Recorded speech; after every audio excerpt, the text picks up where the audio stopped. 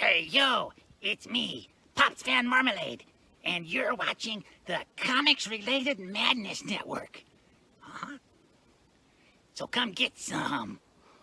CromCon. CromCon.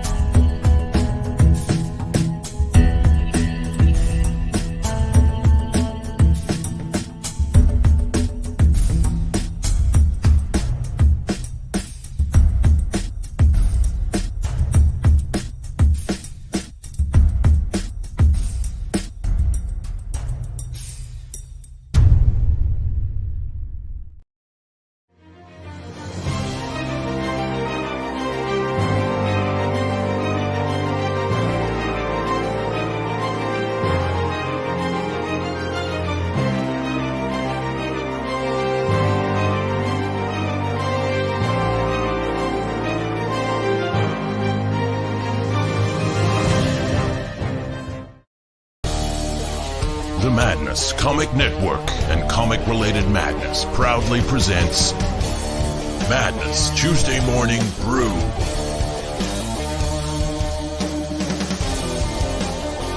Tune in to our content on Comic Talk with Pops Van Zandt on YouTube.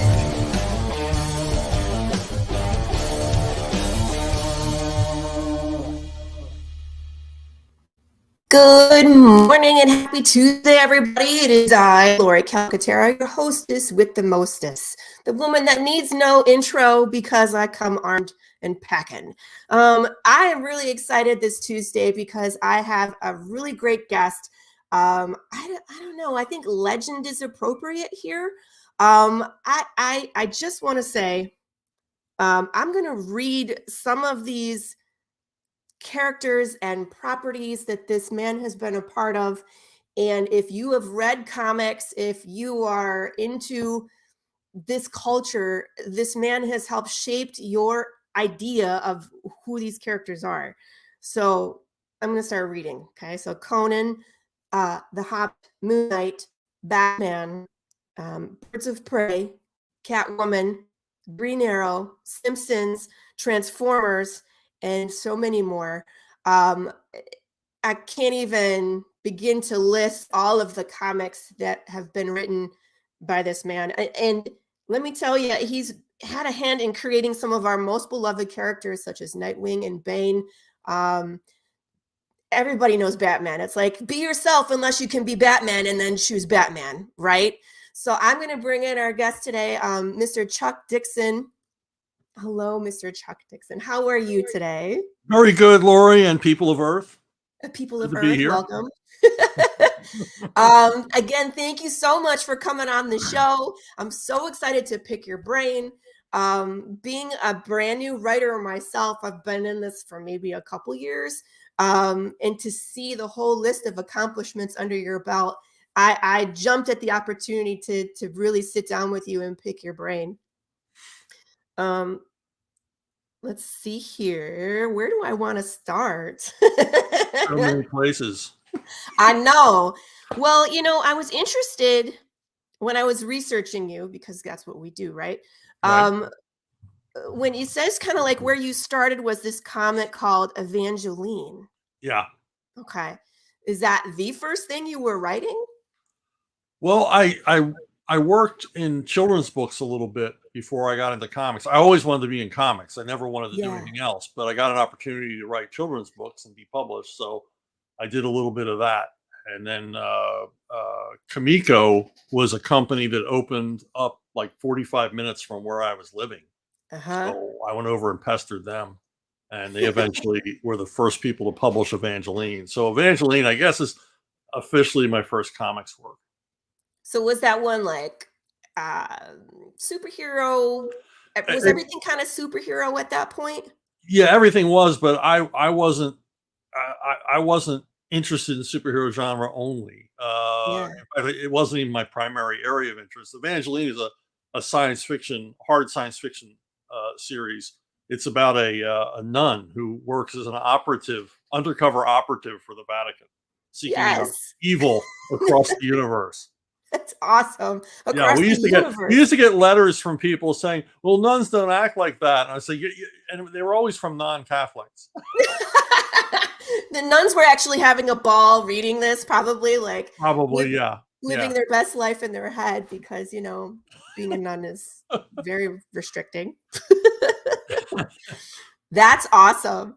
And it's funny because, again, when I'm doing my research, it says like Evangeline, and then it skips right over anything else, if there was anything else, and goes right to Marvel, where it says you started writing backup stories for like Conan and some Westerns. Is that really what happened? Were you writing Evangeline and then just got scooped up by Marvel, or like how did that progression happen? Well, there was kind of a gap between Evangeline and there was a time I was doing other work, a day job, and then I kept making a run at comics, and 80s comics, there was like this explosion of new publishers and everything else, and so I simultaneously got breaks at Marvel and Eclipse Comics, because at Eclipse I started writing Airboy.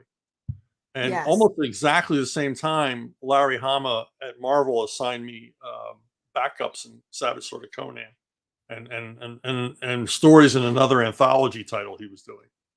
So so I got like a double break there, and eventually was able to quit my day job. So nice, because that of course is the goal, right? Yes, it is. Yes, it is. Get out of the menial every day, right? And then do this full time.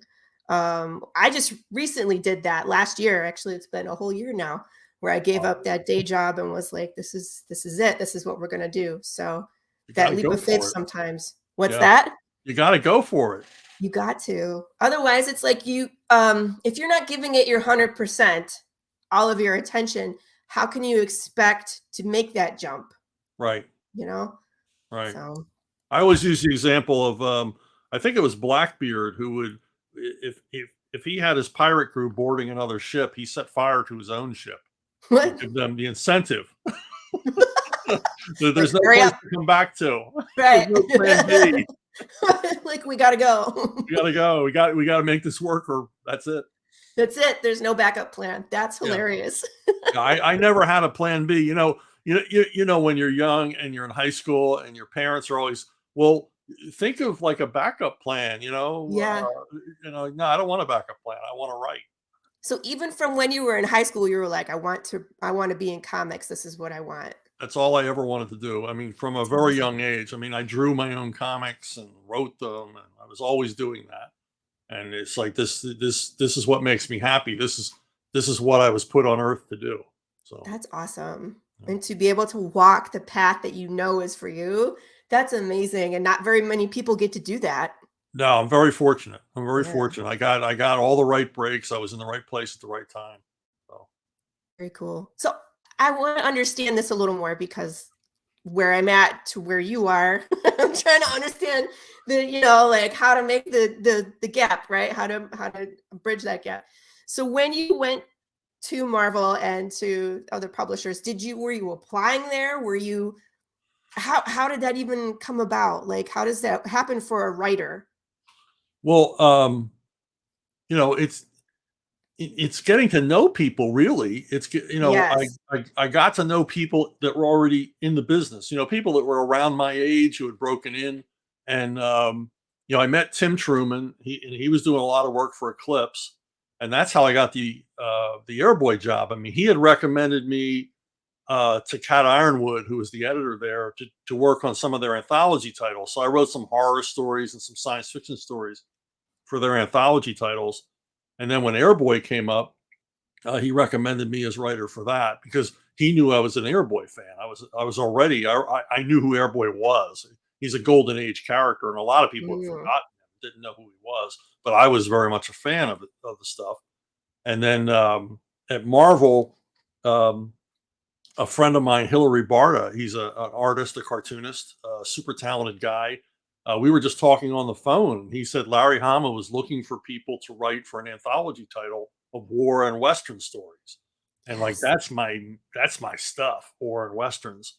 So I contacted Larry and eventually sold him stories. And then once you do that, once you establish yourself with an editor, Mhm. and they have faith in you, they begin talking about you. It's like, Mhm. this guy, his stories make sense. He hands his work in on time. He doesn't have a lot of excuses. He doesn't need his hand held. You just tell him what to do and he does it. And that gets around. And then from that point on, except for special projects, I never had to pitch. Nice. They called me. And I've been very lucky that over the years, people have contacted me. Do you want to do this? Do you want to do that? So, Yeah, at that point, your work kind of speaks for itself, right? yeah, yeah. I mean, in a perfect world, you're rewarded for merit. I don't think comics are that way anymore. Now, see, that was No, my next question is it still like that? Or, no, no. how, things have always been evolving. Right. But at this point, what would be your best advice for someone like me, if I were to pitch to like Marvel or DC? Well, I mean, the problem is it's like I said, it was about networking Yeah. before, but then you had to prove yourself. And it seems like today it's just about networking. Like if you went to the Yeah. same school as the person you're applying with, or you like the same music, or whatever, they give you the job. And whether you fail or succeed at it, they continue giving you work. Because we look at comic sales and it's like, well, why do they keep hiring these same people whose projects fail over and over and over again? Yeah. And then when they're desperate, they turn back to some big pro who's got a following. But I don't see them discovering a lot of new talent. All the new talent I see is independent, in either independent publishers or even more so independent projects like crowdfunding. Right. You know, I was saying that, we've been talking about that for a long time. It's like how, if you want to even be discovered by these guys, I say the big two, that's Marvel and DC, because they're so constricting, they're so limiting, where it's like, you have to write our projects, you can't write what you want, it's just that kind of idea of you lose some of your freedom by working for these guys. So it's like a lot of people that used to work for the big two are now writing their own independent stories and using crowdfunding like Indiegogo and Kickstarter to make their dreams happen, which they couldn't do while they were hired. So it's kind of a weird way that it all works. It's like we all want to work for them, but then we don't. Well, so where do you go? It's really all changed. I mean, it used to be the end game was to get hired by Marvel and DC. Yes. First of all, that's almost impossible now. Yeah. And secondly, that's not really the road to success anymore, because you can do it on your own, or you can do it through independent publishers, but you don't have to get Marvel and DC's imprimatur to have a successful comic career. And that's actually been true for quite a while, because if you look at like comics and graphic novel sales in the trade, Marvel and DC don't even get on the list a lot of times. I know. I mean, you'll see names like Fantagraphics, and then when you get to manga, forget about it. Manga just crushes Marvel and DC in sales. So so there's this new pathway for individuals to create comics, which is really the best way to keep comics going. Because people always say to me, with the kind of the decline of Marvel and DC, is this the end of American comics? And like, no, American comics, they're never going to end. They're never going. It's such a simple medium to work in. There's always going to be comics, but I see like this new resurgence of interest and certainly more variety than we've seen in decades. I completely as far agree. as look and genre and all the rest of it, which pleases me, because I've never been a specialist. I've never just written superheroes or just written horror. I just write comics. I'll write any kind of, as long as I'm interested in the material and I see it as a challenge, I'll write any kind of comic. That's awesome. That's what I strive for as well. It's like, I'd love to have more titles under my belt this coming year, 2023. We just started publishing the first one, but it's like, what else can I do? What other genres can I do? What can I get involved in? So I think the fun of it is like not being stuck, in one genre, where it's like superhero or Western or horror. There's so many options out there, and I just want to write them all. So. Well, you don't want to be stuck in one mindset either. Right. In comics, there seems to be only one kind of editor anymore, and they're just kind of indifferent, except to push an agenda. I mean, back when I was doing a lot of comics, there was the editor who wanted to micromanage you, and then there was the editor who hired you and left you alone. And invariably, the editor who hired you and left you alone had more success. I just think the projects are better when you leave the creatives to create. Right. Yeah, as long as I mean, when Denny O'Neil hired me to write Robin, he knew I was reliable. He knew my stories made sense. He knew I cared. Yeah. And I was concerned about the quality of the work, and I would sweat the details, and I was earnest about it. And then once he knew that, he just let me go. Now, if I stumbled, he would have said, "Okay, sorry, it didn't work out." But I didn't stumble, and I didn't stumble primarily because I knew he had faith in me. And I wasn't sitting there second guessing myself. I don't know if you've ever written where your editor is leery about you, and you're second guessing yourself the whole time. He's like, "Well, will he like this? Will he like that?" But you can't do that when you're writing. You can't worry about what anybody else thinks but yourself. This is true. So far, I haven't had that experience. My editor is wonderful, and she pretty much just lets me create whatever I want. And she'll just come in and be like, "Here's where I can help." You know what I mean? Yeah. Typically, she's just like, "It's your world, create it." So. But I mean, I've worked with guys, Denny O'Neil, Archie Goodwin, Larry Hama, and every once in a while they'd come in and go, "If you just did this, it would be 1,000% better." I'm like, "Yep, you're right. You're right." And that's what we pay you to do. Exactly. Read it, see where the holes are. It's like, and a lot of times like the light bulb will come on and you'll be like, "You're right." And not only that, let's do this, this, and this. And now it's like everything else opens up too. So I love that. Exactly. Yeah. I mean, a good editor makes your stories better because, Yes. it's some, but they've got to be pulling an oar with you. They've got to be a partner, not a boss. Right. And I've been lucky. I've had a lot of terrific editors. I had a question about golden age characters, as you call them. So it's like someone else has been writing them, right? And then you kind of come in and you have your run, and then you pass it off to somebody else. When you pick up someone else's storyline, not necessarily storyline, but property, right? Do they give you like a handbook? Like here's the notes you need about this character, or here's the rules of the world, or here's the rules that this character won't break, stuff like that? Or are you just given a blank slate, like, here you go, do whatever you want? Well, I mean, when I first started, I was working with characters I was very familiar with.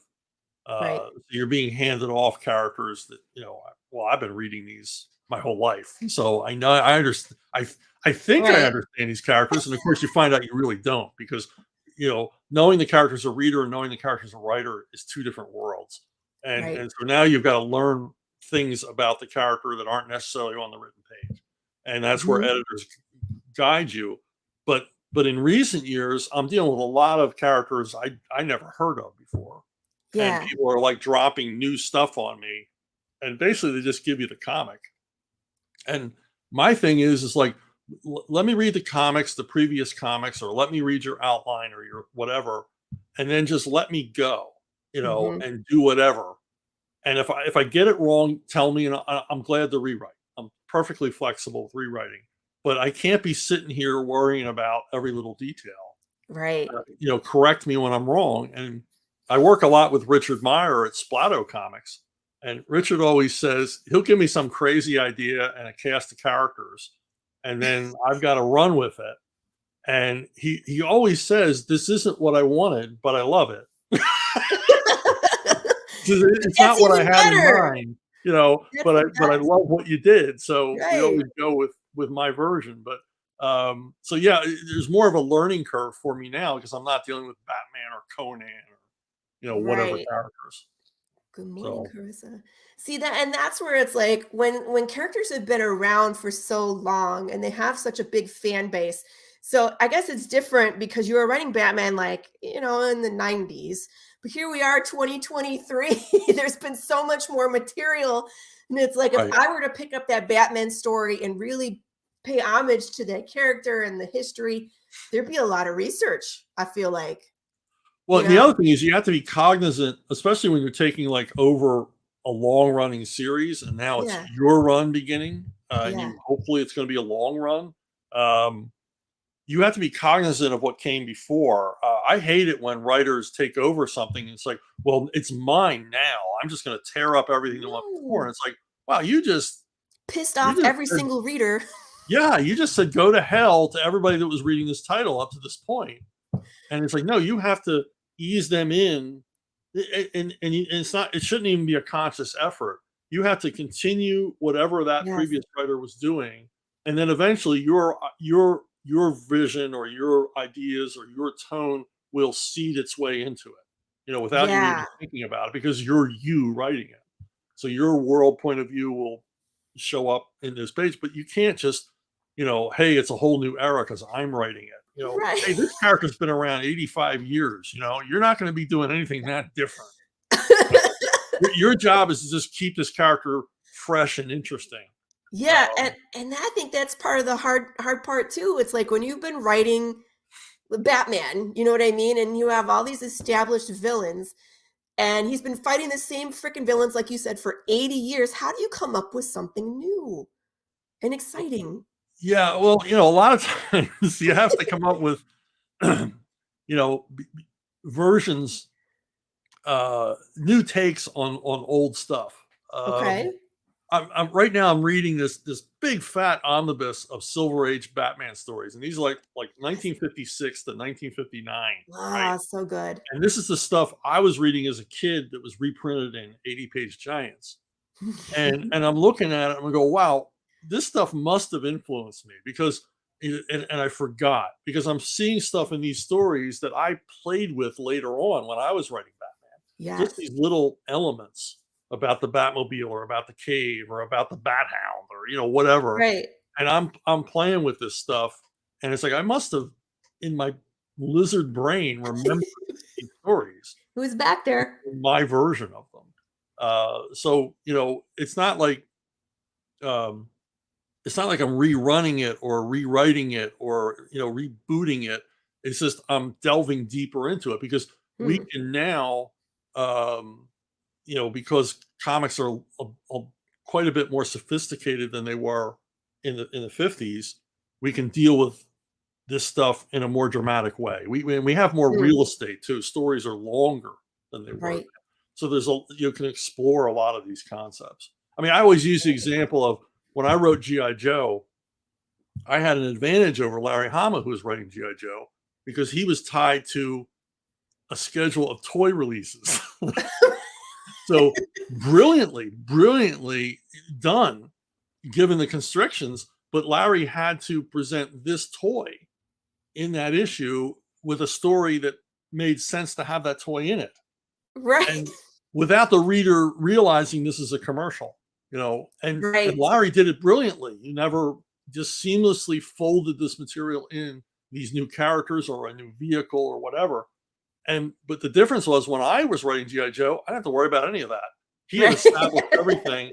I could tell the story in whatever order I wanted, using whatever I wanted and everything else. And so I could dramatize things in a different way than he had. And that was my advantage. So that was the thing. I'm not changing anything Larry did. I'm not breaking anything Larry did, but I have the opportunity to explore it in a way he didn't.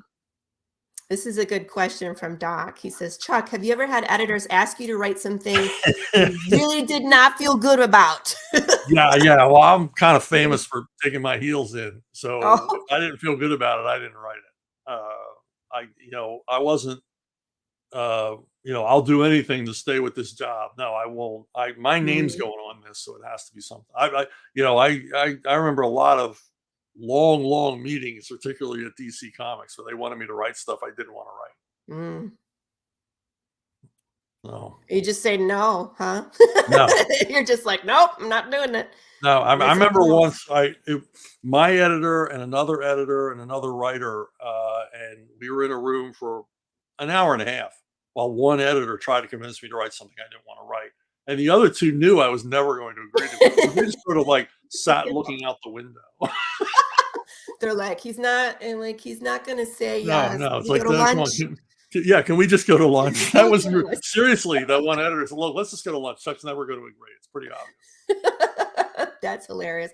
But kudos to you for that. I mean, it's hard, especially these days, like you said, like if you really want to keep that job, are you putting your job on the line when you're like, no, I'm not going to write that? But yeah, well, I was thinking long term, and thinking about the character and just thinking, this isn't about me, but this idea is stupid and it won't work and it's going to turn readers off. Yeah. So I argued once. I just happened to be at DC one day, and they had me sit in on a conference call with another writer, and the other writer was relatively new, and he had a story where Batman reveals his identity to Commissioner Gordon, and it was for just one story idea, and everybody was ready to agree to it, and I said, "What are you, crazy? You're going to change continuity forever for the sake of one story, one issue?" I said, "This is insane. You can't do that.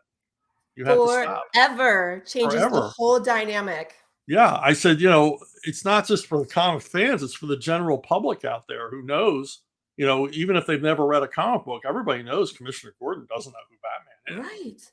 Right. And then the argument was, well, why wouldn't he? He's a great detective. And it's like, well, maybe he doesn't want to know.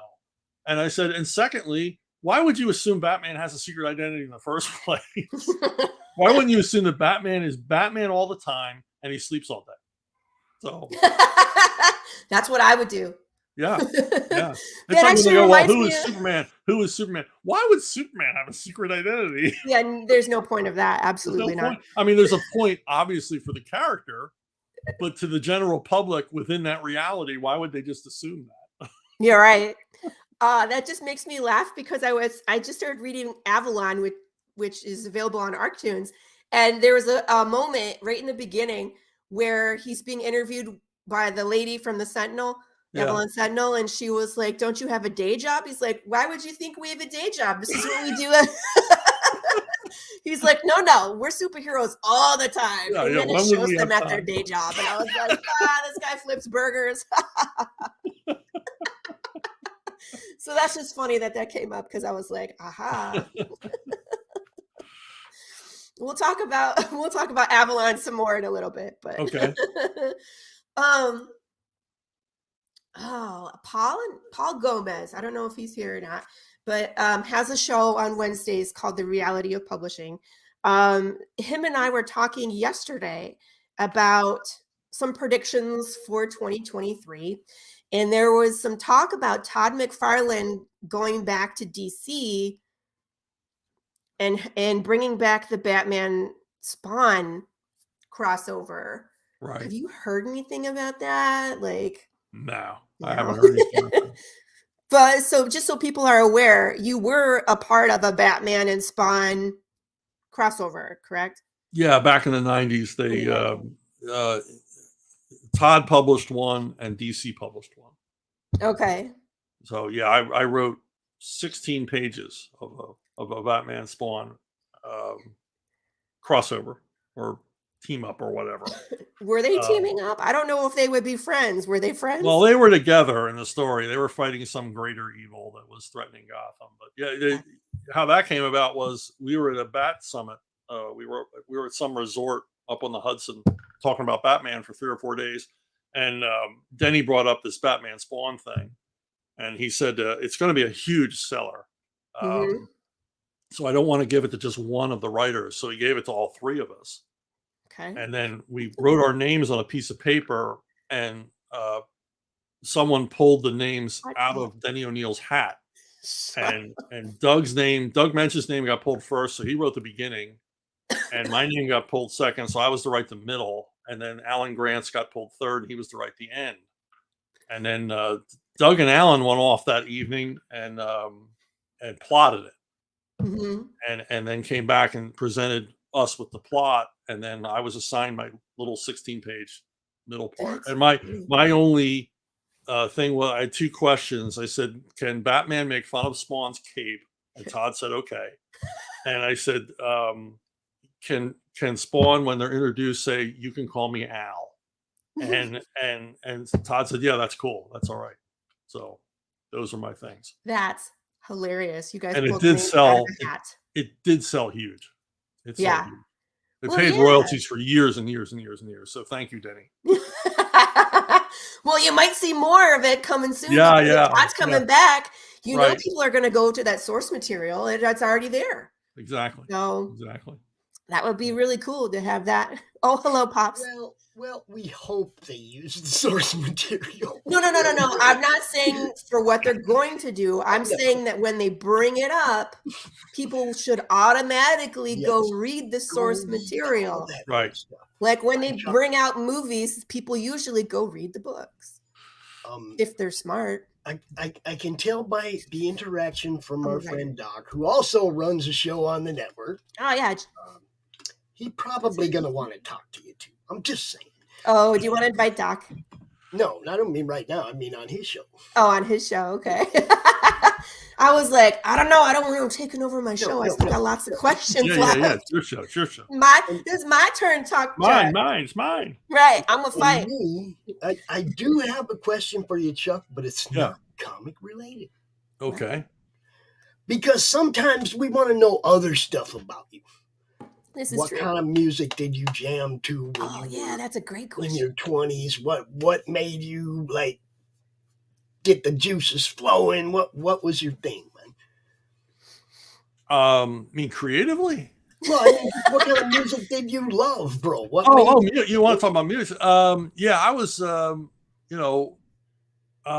wasn't in any, like, I graduated high school in 72, and I wasn't into any of the music that was out then. I liked stuff from the 50s, and I liked a lot of British invasion stuff. I love the Kinks. Cool. We'll do. Oh, there you go. I got you, Chuck. I got you right here, bro. So I was a big fan of Jerry Lee Lewis and cool. There you go. Buddy Holly and stuff like that. So the See, all coaster. the things that my mom was listening to, like the Patsy Cline and all that stuff all sticks to you when you're a kid and your Yeah, it parents does. are playing that kind of stuff all the time. Yeah. Jeannie C. Riley, all kinds of stuff that, we listened to. And of course, she was a huge Elvis fan. She keeps sending me all of her Elvis stuff as she gets closer to going out. Like, Wow. I got all the old TV guides and everything with Wow. Elvis, man. All the 45s and 78s. Wow. All the, Wow. you know. I when I was about 3, we lived in Philadelphia, and my mother took me over to see Elvis get out of a limo at the Philadelphia Arena. And I still, for some reason, I can remember it. I was up on her shoulders, and I saw Elvis get out of the back of a limo in a Wrangler jacket and jeans with a whole bunch of guys in suits. He walked from the limo, crossed the sidewalk, went into the arena. So cool. Now I don't want to steal Still got Lori's to time, but I wanted to know. I mean, like I said, I like to know some things sometimes that just ain't about comics. Right. I like to know what drove you people when you were doing this, So I appreciate you letting me jump in, Laurie, ask a question. I think Doc is saying you have a standing invitation, Chuck. Okay. To join Doc's coffee shop. That one's Saturday at 10 a.m. Okay. But he's in the madness. You can find him really easily, Christopher Blalock. If you can't find him, hit me up. I'll connect you guys. No. Okay. Let's do that. I'm gonna get out of here and let Laurie continue her wonderful show. Thank you. I know they're all good guys. I know they're all. I thought he'd never leave. I know. No, just kidding. I could see him laughing in the back room, so he's a good sport. All right, so we've talked about I was amazed by the fact that at one point it says on your Wikipedia page, if it's correct, that you were turning out 7 titles a month. For a while there was 8. Wow. Because when the Punisher, all the Punisher books were facing cancellation, they basically assigned all 3 of them to me, and that put me up to 8 titles. Because I was doing a lot of stuff at DC. So yeah. Were you on like a schedule? Like you're like, today I'm going to write Punisher, tomorrow I'm going to write Batman. Like, how do you? I used to write. I've always written way ahead of deadline. Yes. Back at DC, every month they would send you a sheet of paper and it would have your assignments on it, what date they were due. And a couple of months went by, I didn't get any. And I called Bob Greenberger, who was in charge of that. I said, I haven't gotten a schedule. And he goes, it's irrelevant to send them to you because you've already blown past them. By the time you get them, you've already done all those assignments. So because I work way ahead of schedule, it allowed me to say yes to projects because I had time. There you go. So like typically I would work, atypically like Nightwing. When I got Nightwing, I just wrote Nightwing for 3 months. And I got a year's worth of comics done in 3 months. Other ones, I'd stay on it. Like in a week, I could do 2 Robin scripts, and maybe start a third. And so that way, just stay with it. And because people always go, well, how did you switch from this one to that one? And I don't have an answer. I just did. Yeah. I'm writing Punisher now. Yeah, I get that because I write a couple different series as well. So it's like your brain just kind of like, okay, I'm turning off on this one and turning on this one, and you just put yourself in the world and you go. Yeah. So I get that. But I think as an artist, when artists are just so submerged in one world, it's like they have trouble disconnecting and something else. Yeah, the drawing is in a lot more immersive because they're spending so much time on that one page. You or I might spend 20 to 30 minutes writing that page, but they're going to be all day drawing it. But it's different when I write prose. It's different because it's hard to jump back in if I've been away from it for a while. I start a novel and I get interrupted, and then I got to go back and I basically got to reread everything I wrote to reintroduce, get back into that tone or that voice. Yeah. Whereas in comics, I don't have that problem. I can just, you could stick me out on an ice floe and I could write comics. don't know what. We're gonna stick you. No, that's what they do to people when they're gonna die. Like they just push them off into the iceberg, right? They're just like, Yeah, that's fully writing comics. Like we'll float out to your iceberg after you're gone, and we'll just collect your comics. No, we won't do that. Okay, we're not gonna do that. I wanted to talk to you about First Kill. I mean, we've kind of been seeing this trend recently with actors writing comic books, right? And then, give me a second. Let me pull up the screen. Here we go. So this is First Kill. So this is your story with Sylvester Stallone, right? Yeah. Amazing art. Look at this. And for people that don't know Indiegogo, this was already completed, right? The Indiegogo is over, but they still sell kind of like in demand. So if you wanted to get a copy, you still can go to Indiegogo and get a copy. Correct me if I'm wrong, right? Yes, that's absolutely right. Yeah, the campaign's over. It was very successful, but we're still selling copies. So when did the campaign run? Boy, I guess it ended like 3 weeks ago, maybe. Okay, so recently, yeah.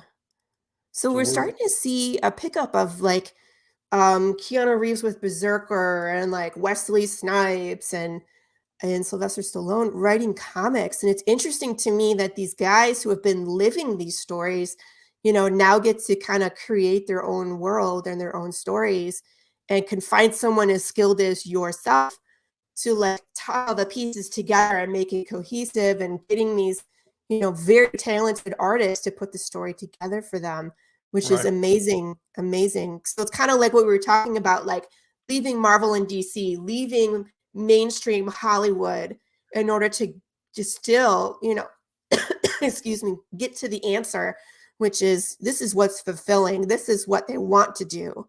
Right. So just beautiful. How did that even come about? Like, how did Sylvester Stallone, because it says also on your Wikipedia page that he asked you to do a rewrite of The Expendables 2?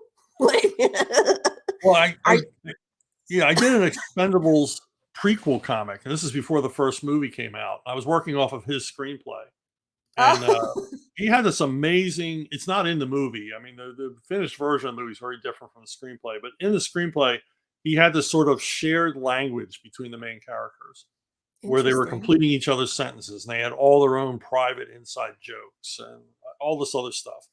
And I tried to capture that in the comic. And the comic came out. It was out for a while, and the movie came out. And I get a call, and this woman says, "Would you hold for a call from Sylvester Stallone?" I'm like, "Okay." And he gets on the phone, and he says, "I read your comic, and I really loved it." And it turns out he's a huge comics fan. He reads a lot of comics. He says, "I really liked it. You really captured what I was going for. And would you like to come out and do rewrites on Expendables 2? We're doing a sequel." And I'm like, "Okay, I'll take a shot at that. I've never written movies before." And he had me come out, and he was at a production meeting with me, and we pitched it. And as I always say, it seemed to go great. But then I found out later, all production meetings seem to go great. And then you leave the room, and they talk about you. And then they rip it to shreds. That's what happens. So Sly and I head for the elevator while they're like in there going, nah, we're not doing any of this. Come on. So they offered me, just to get rid of me, to make Sly happy and to get rid of me, they offered me this ridiculously low ball offer to do rewrites. And I said, I can't work for that little. And that's where it should have ended. And in a normal Hollywood story, my name would have been forgotten immediately. But Sly kept calling me. He kept calling me on the phone and just talking. And we got along so great. And we're both from Philadelphia. And he started getting me work. He got me work doing web content for Lionsgate. He got me a job doing the dialogue for an Expendables video game. Cool. And then even after that, he kept calling, and he talked to me about the fifth Rambo movie. Yeah. while he was still thinking about what to do. He talked to me about different things about the Expendables, sequels and his plans for it. And at one point he said, the movie I'd love to make is The Expendables Go to Hell. And I said, well, that sounds great. What's it about? And he goes, they literally go to hell and fight Satan. And I'm like, they're never going to green like that. And he goes, No. well, I know. I know they're never going to green like that. Great comic book. I said, what about a comic book? Yeah. And he said, oh, yeah, okay. So I called Richard Meyer, Splato Comics, the biggest Expendables fan on earth. Yes. And I said, Richard, sit down. I have something to tell you. And he's laughing. And I said, no, seriously, don't be driving a car or anything else. Sit down while I tell you this. And so I told him, and he was so awestruck that he couldn't believe what I was saying. Literally could not believe what I was saying. He says, so you want to do a comic like The Expendables? I said, no. I want to do a comic and it'll have Sly and Dolph Lundgren and, they'll all be in it. Jason Statham, Jet Li, put them all in, dude. So next day I had the first 5 pages written. By the end of the week, we had promo art. Nice. Because working with Sly, man, once you start working, you start working. And we had it all figured out. So then, we had such a great time and seriously made some real money off of that thing. I said, well, let's keep going. How about Rambo's first year in Vietnam? Yeah. And Sly's like, yeah, let's do that. And that's how this happened. Amazing. So he's a rarity, man. He's a terrific guy. I mean, he didn't forget me. That doesn't happen in the movie business. No, it really doesn't. And I mean, it's like, it's who you know, but again, it's also work ethic. And I think it's the guys that are like, it's like Sylvester Stallone and Arnold Schwarzenegger, the ones that have like the discipline to build the muscle. Yeah. I don't know. It's just, they're more disciplined and they're more focused. They're more driven than the people that are just like the go-to, you know what I mean? Like I have people that will do that. You know what I mean? So I don't know. I don't know if that's a thing of the past too. It's like, we don't get a lot of people like that anymore. Maybe Mark Wahlberg. Yeah. Guys like that. But Keanu Reeves. Also, I talked to a guy recently. I'm working with a guy who did the effects on Cliffhanger. Cool. And he told me, he said, it was a decent script. It was an okay action film. And then they bring Sly on board.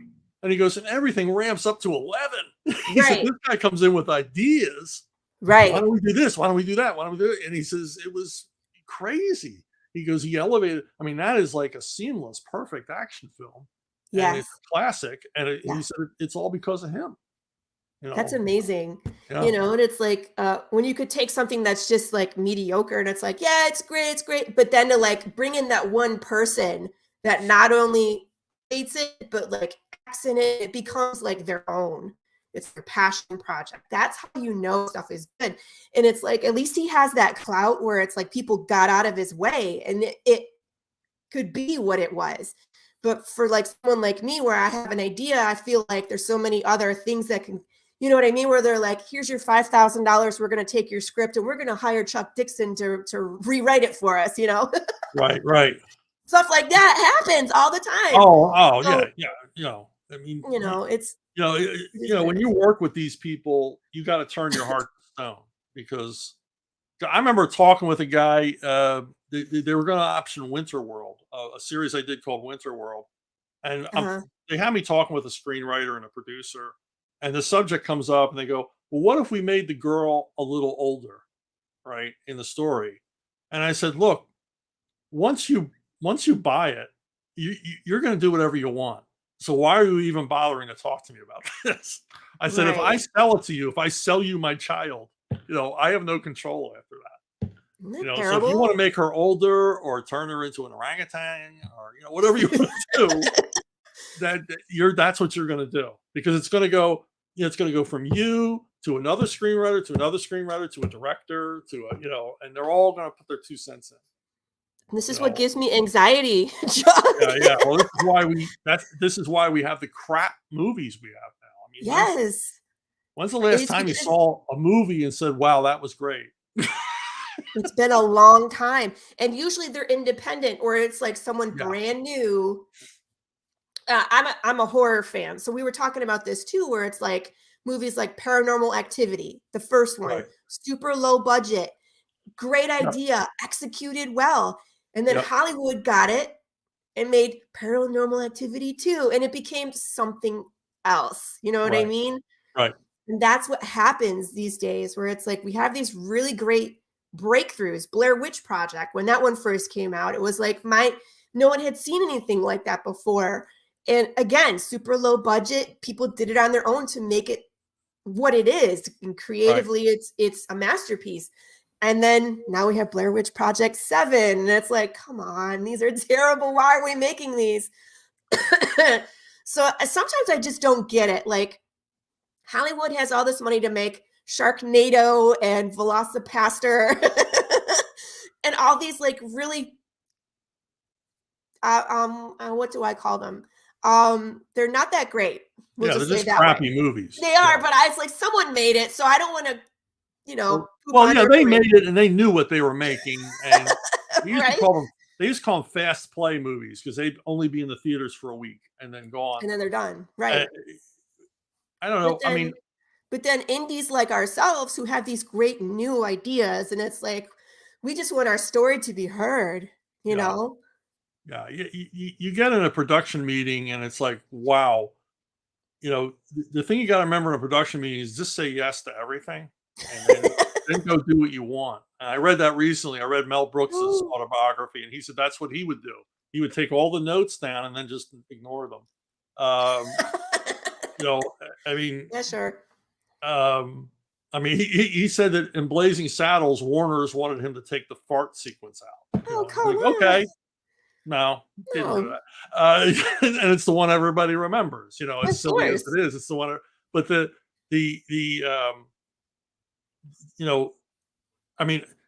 for example, at the Expendables 2 production meeting, it's not like I've been to a million of these, Right?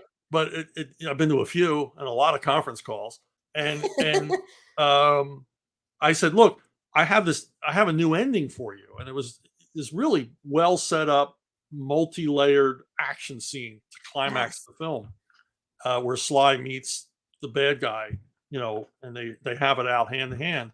And I came up with an interesting environment and a ticking clock and suspense. I said, look, and this way you don't have to end the movie on a giant explosion.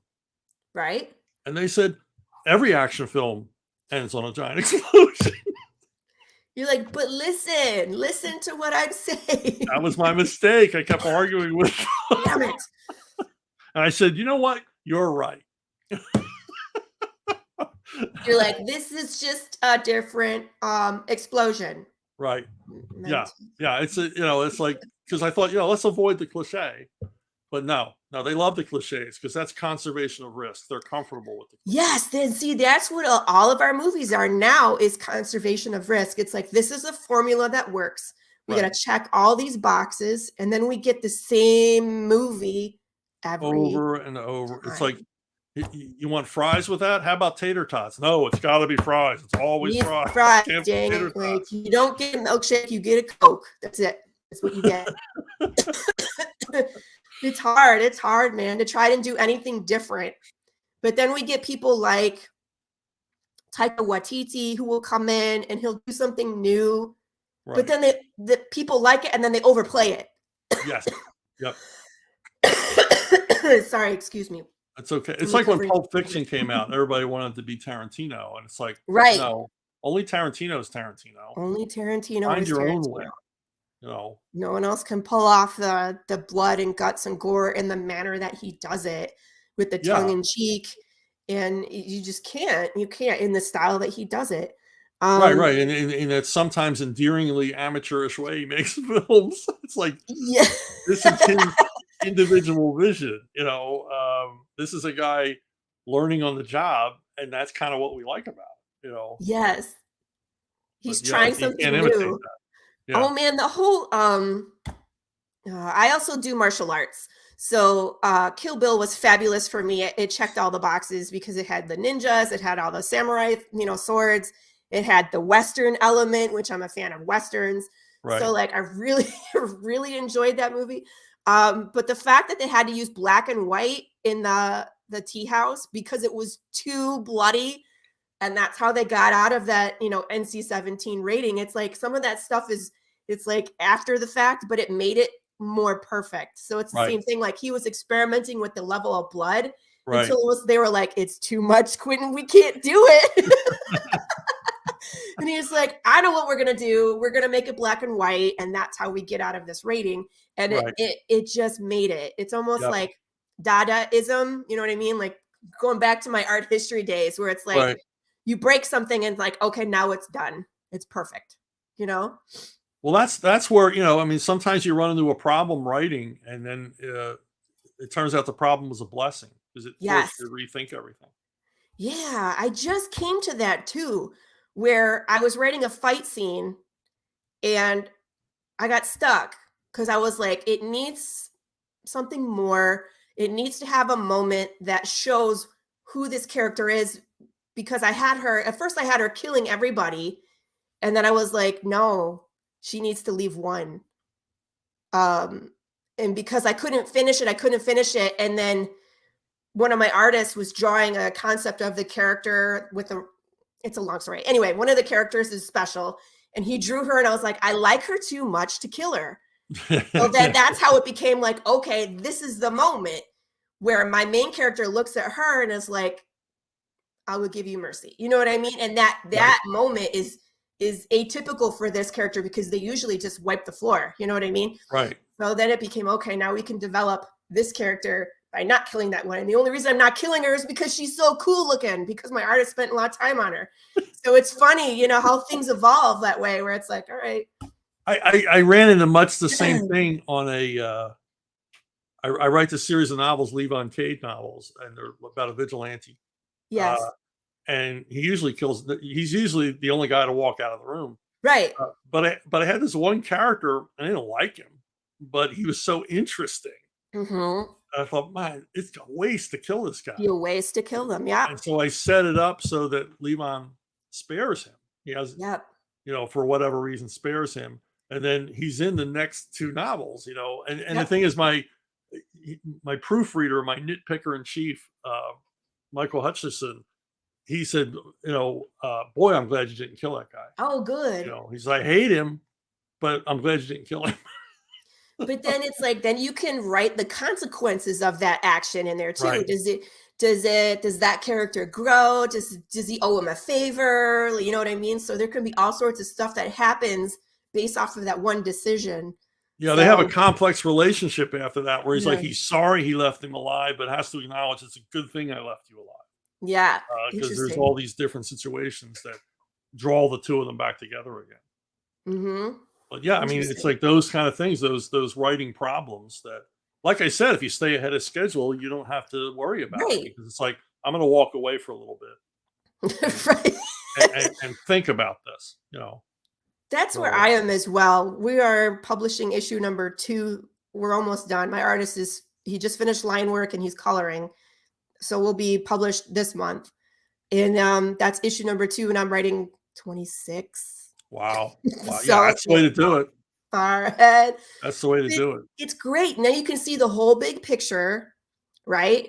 And you can go back and forth. Ahead, I can be like, hey, this is really interesting. I can go back to issue number 6 and I can foreshadow, or I can have someone walk through the background, you know.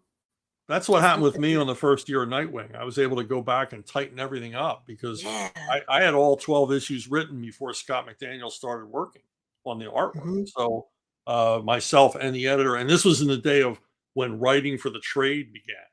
And we began thinking of this first year as 2 trade paperbacks, and how would that work, and how do you format that? What difference, how it makes the different approach to the work, because you're thinking in those terms, you know, without sacrificing the monthly comic reading experience. So trade paperback is like once, how often do they? It's like every 6 issues is a trade. Okay, so then they put it into, But a lot of guys were writing for the trade thinking, I'm writing one big long story like a feature film. And it's like, no, you're writing a story in 6 chapters. In 6 parts. Because if you looked at comics like mid-90s on, you'd have issues where almost nothing happened, that they were all set Yeah. up or all. And I'm like, no, you can't do it that You way can't because do you're that. cheating that No. reader. I know. But that's how like TV is, like Walking Dead. You watch an episode and be like, nothing happened. Oh, well, I mean, you can watch recent seasons of that where nothing happens. I'm like, Right. So what happened? oof. You know, as a writer to writer, what the hell happened to that show? I know.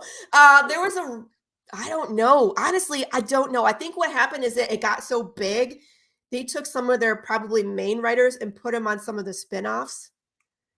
I don't know. Plus, they had source material that was great. How do you F it up so bad?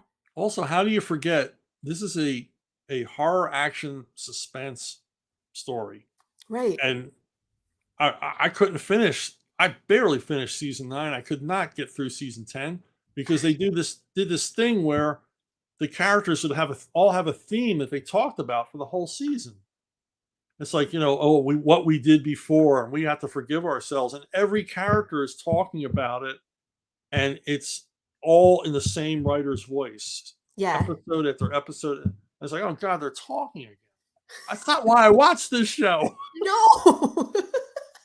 No. I watched this show for Oh, this man. impending dread, this horrible stuff that might happen, and then none of it Right. happens. And So it's what's the like point? every season in the comic, it's like the bad guys, the people Right. got worse. And it's like it Right. was less about the undead and more about the different communities out there and how terrible they were to each other. Right. And it's like, how do you survive people when Right. everything is broken? Exactly. And I just, it was such a great series. And then the fact that I stopped watching, and I'm a zombie fan, I'm a horror fan. Yep. So that says wonders. And Same here. yeah, when I have other friends that are writers and in the zombie comic genre, and none of us are watching the show, Right. bad. Right. Yeah. That's not. Yeah. But I don't know how you get it that wrong and just keep doubling down on getting it wrong over and over and But over. that's like a really common thing right now that's going on in Hollywood, where it's like they basically take a big dump on the source material. Yeah. They're either not reading it, or they're actively changing stuff to try and be different or edgy, or I don't know what. But it's like, if you want to tap into that pre-made audience that comes with that, property, Right. why would you piss them off? Well, also, I mean, I've read a number of people at Marvel Productions who say, well, all the good stories in the comics are told. It's like, what? Then, Mangog, the Four Sleepers. God, I mean, no. It's like you've got decades of material you haven't mined yet. And like they're just bringing some characters like Moon Knight. They just brought him to the screen. Nobody knows unless you're into comics. Right. You know what I mean? But the people that Right. are not have never seen him before. This is their whole first experience with him. And it's like there's so many characters like that have a rich history. Right. And you can't walk away or ignore the core elements of any of those characters. Right. And you can't just switch and change them around or do whatever you want with them, because there's a reason why those characters survived. I mean, comics is a cutthroat business. Yes. And your character had to sell or he was done for. Right. And these characters survived all that, all those changes, all those different generations of kids, changes in editorship, changes in creators, and somehow these characters came out still indelible on the other end. Right. And then now you think you have a better idea or you can change them or warp them in some way. No, you have to go back. Maybe you think the comic books were silly, but and they were, but you've got to go back and mine that. But that's canon. That's the history of this character. Right. And to just ignore it, like I'm just going to use The Witcher as an example. I don't even want to watch the new one. Right. Right. You know what I mean? Well, the way they're promoting it literally checking boxes. Terrible. Oh, we have this for the first time and this for the first time. Isn't it about it like a guy that, medieval sword and sorcery thing, right? Yeah, it's about what him. do I care about all of these 21st century elements you're trying to No, and it's about him. He cannot have kids, and this witch, she gives up some of her organs to become who she is, so she can no longer have kids, and the two of them adopt a child. that's the core of the story between the Right. three of them, is this orphan that becomes kind of like their surrogate child between the three, that's the core of this. And they just completely changed it. And it's like, Witcher has a child. No, Witcher can't have a child. Like, it That's not doesn't right. work that way. So it's like, I'm not even gonna bother. And I love some of the actors and actresses in it, but I can't. Yeah. It's like, Yeah. I see that over and over again. I mean, I was always a do or die guy. I was like, if I start watching something, I'm going to keep watching it. And I started yeah. something on Netflix last night, and I'm 10 minutes into it and go, no, I can already see that this is going nowhere. This is going absolutely nowhere. That's my thing, is like, how do voices like my own and like the Zombie Bros and like Ronnie, who's in the chat, and Pops, and Doc, and it's like we all have these great ideas, and it's like, how do we get our voices heard these days? And it's almost like you just have to, like you said, you have to find a new audience. You have to get out of your own neighborhood, Right. and meet people and make connections. And I don't know. I mean, it can be done. I mean, obviously, it is being done in comics. Right? I mean, I have friends who are extraordinarily successful at the crowdfunding and doing their own thing. I mean, Graham Nolan's creating his own little comic book empire. He's Cool. got this huge following. He's very successful. He's very talented at all of it, the crowdfunding, the fulfillment, all of it. And that's what you got to do. You got to do the heavy lifting. We're all our own PR department. We're all our own fulfillment department. I didn't want to do a lot of the stuff I have to do now. I don't want to be on 100 conference calls, every month, but that's just the nature of the business now. I look back with fondness on the days where I just sat making stuff up. That's all anybody wanted from me. But now, you got to do all this other stuff. But, that's just part of the business. This is true. Yep. Yeah. Yep. Let's talk about some of the other stuff that you're doing right now. Like, for example, we talked about First Kill. Let me share this page. What is Subscribe Star? I'm not really familiar with Subscribe Star myself. Can you tell me more about? It's like Patreon, but it's it's basically it started because I was doing these Ask Chuck Dixon videos, and I'm not anywhere near the level where I'm making any kind of money off them. And I thought, well, but it's taking time away from the writing. So I pretty much started a Subscribe Star account and said, hey, if you give me support, it helps me make these videos. It helps justify making the videos. And I don't have a huge subscription base because, quite frankly, I don't spend a lot of time promoting this. But basically, if you join in the $5 tier, I'll send you a package of like signed comics and signed special goodies. I recently did a Chuck Dixon minifigure that I sent out to subscribers, and then every month you get digital goodies. I'll send you unpublished scripts, unpublished artwork from stories. Yeah, some of these are restricted to $5 subscribers. And then it gives me another place to promote. So this is like hardcore fans of mine, which I'd like to see grow. But like everything else on the internet, you gotta let people know what's happening, and that's the hardest thing. Right. Half like of the time it's like, I'm waving. Right. It's like people would love to support you if they knew you existed. I mean, Graham and I talked about this last week, where we still hear from hardcore fans, and by hardcore I mean fans whose names I know, right? And they'll say, so what are you doing lately? I mean, what am I doing? I got crowdfunders, I got this, I got that.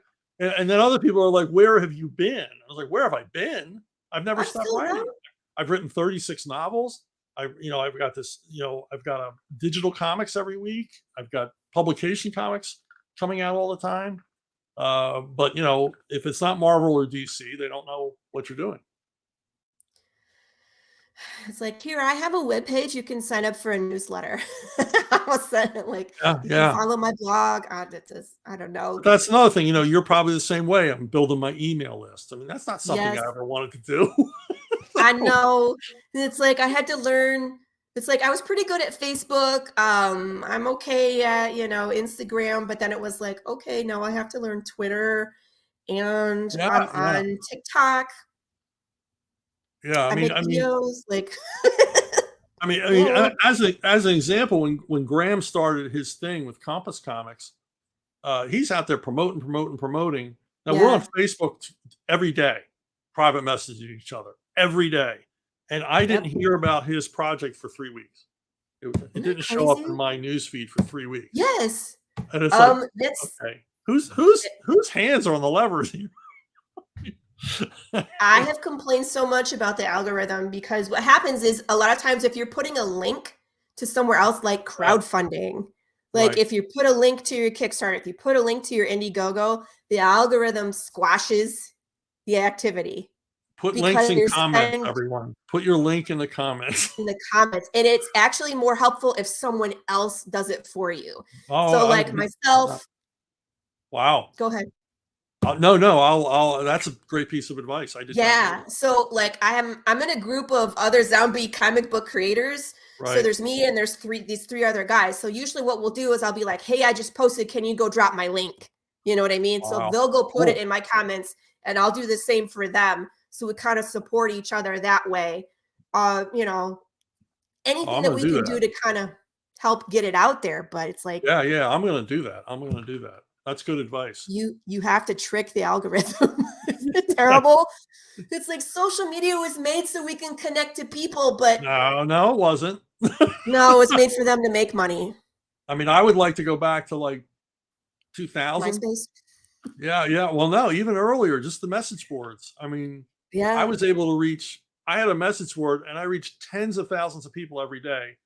I started the message board to bring my 3 DC monthly comic title sales closer together on the charts, and I did. Within a few months, my titles are selling identical numbers.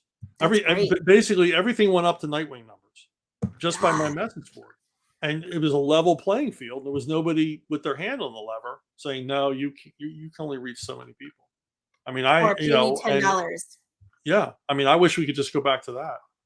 Yeah, and it's funny because I did the Facebook ad, and it, according to that, it said that it reached like 12,000 people. Do you know how many of them came and backed my project? None.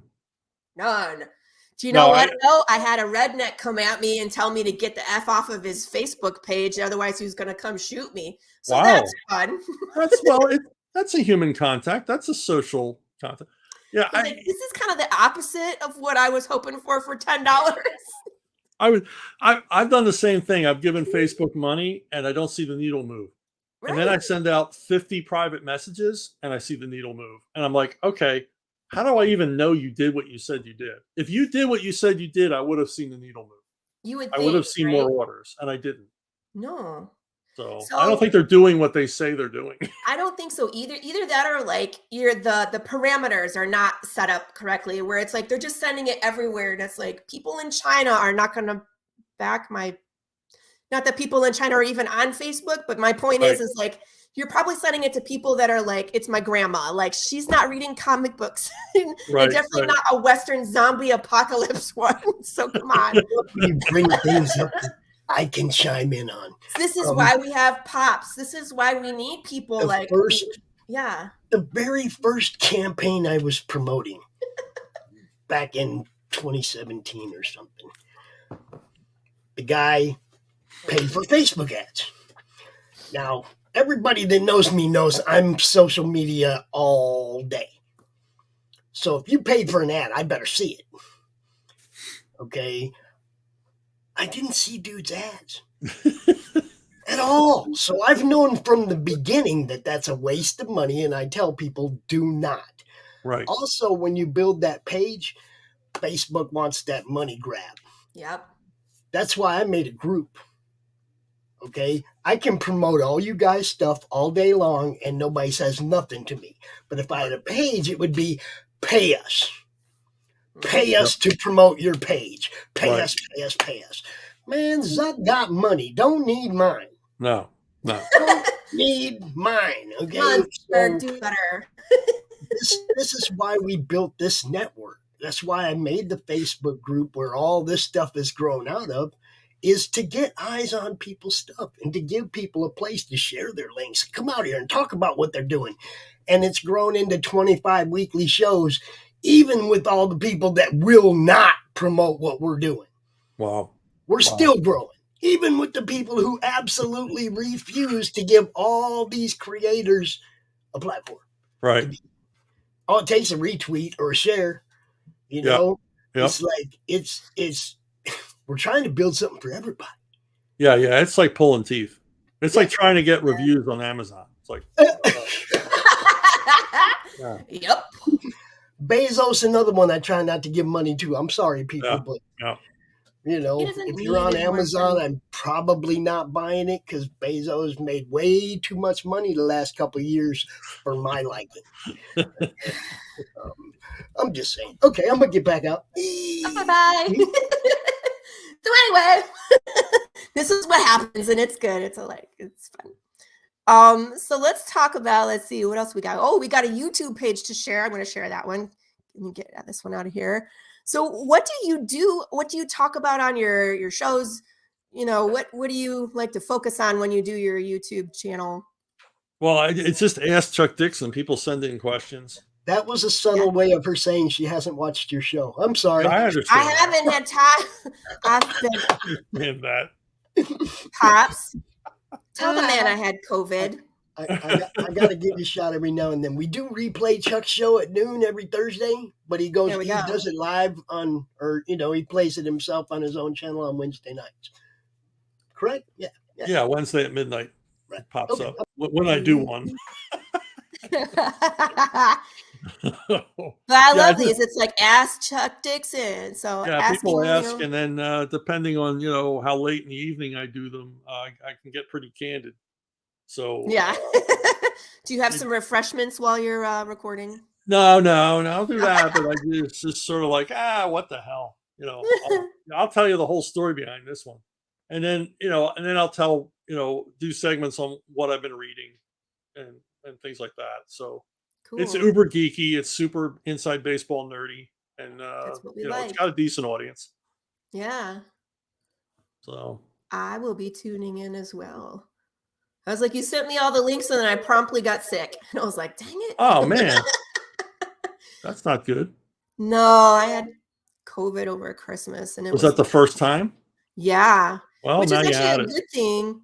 You know what I mean? Like, the virus has gotten weaker and weaker as time goes on. So it's like, if you're going to catch COVID, catch it later.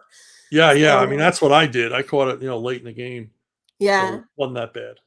Yeah, it really wasn't. It just kind of drags along. You know what I mean? It's like, I feel like the symptoms last for a while. There's like a couple of weeks, like, I don't know how your strain will be, but it was like a couple of weeks where you'd have these periods of disorientation, which is really weird.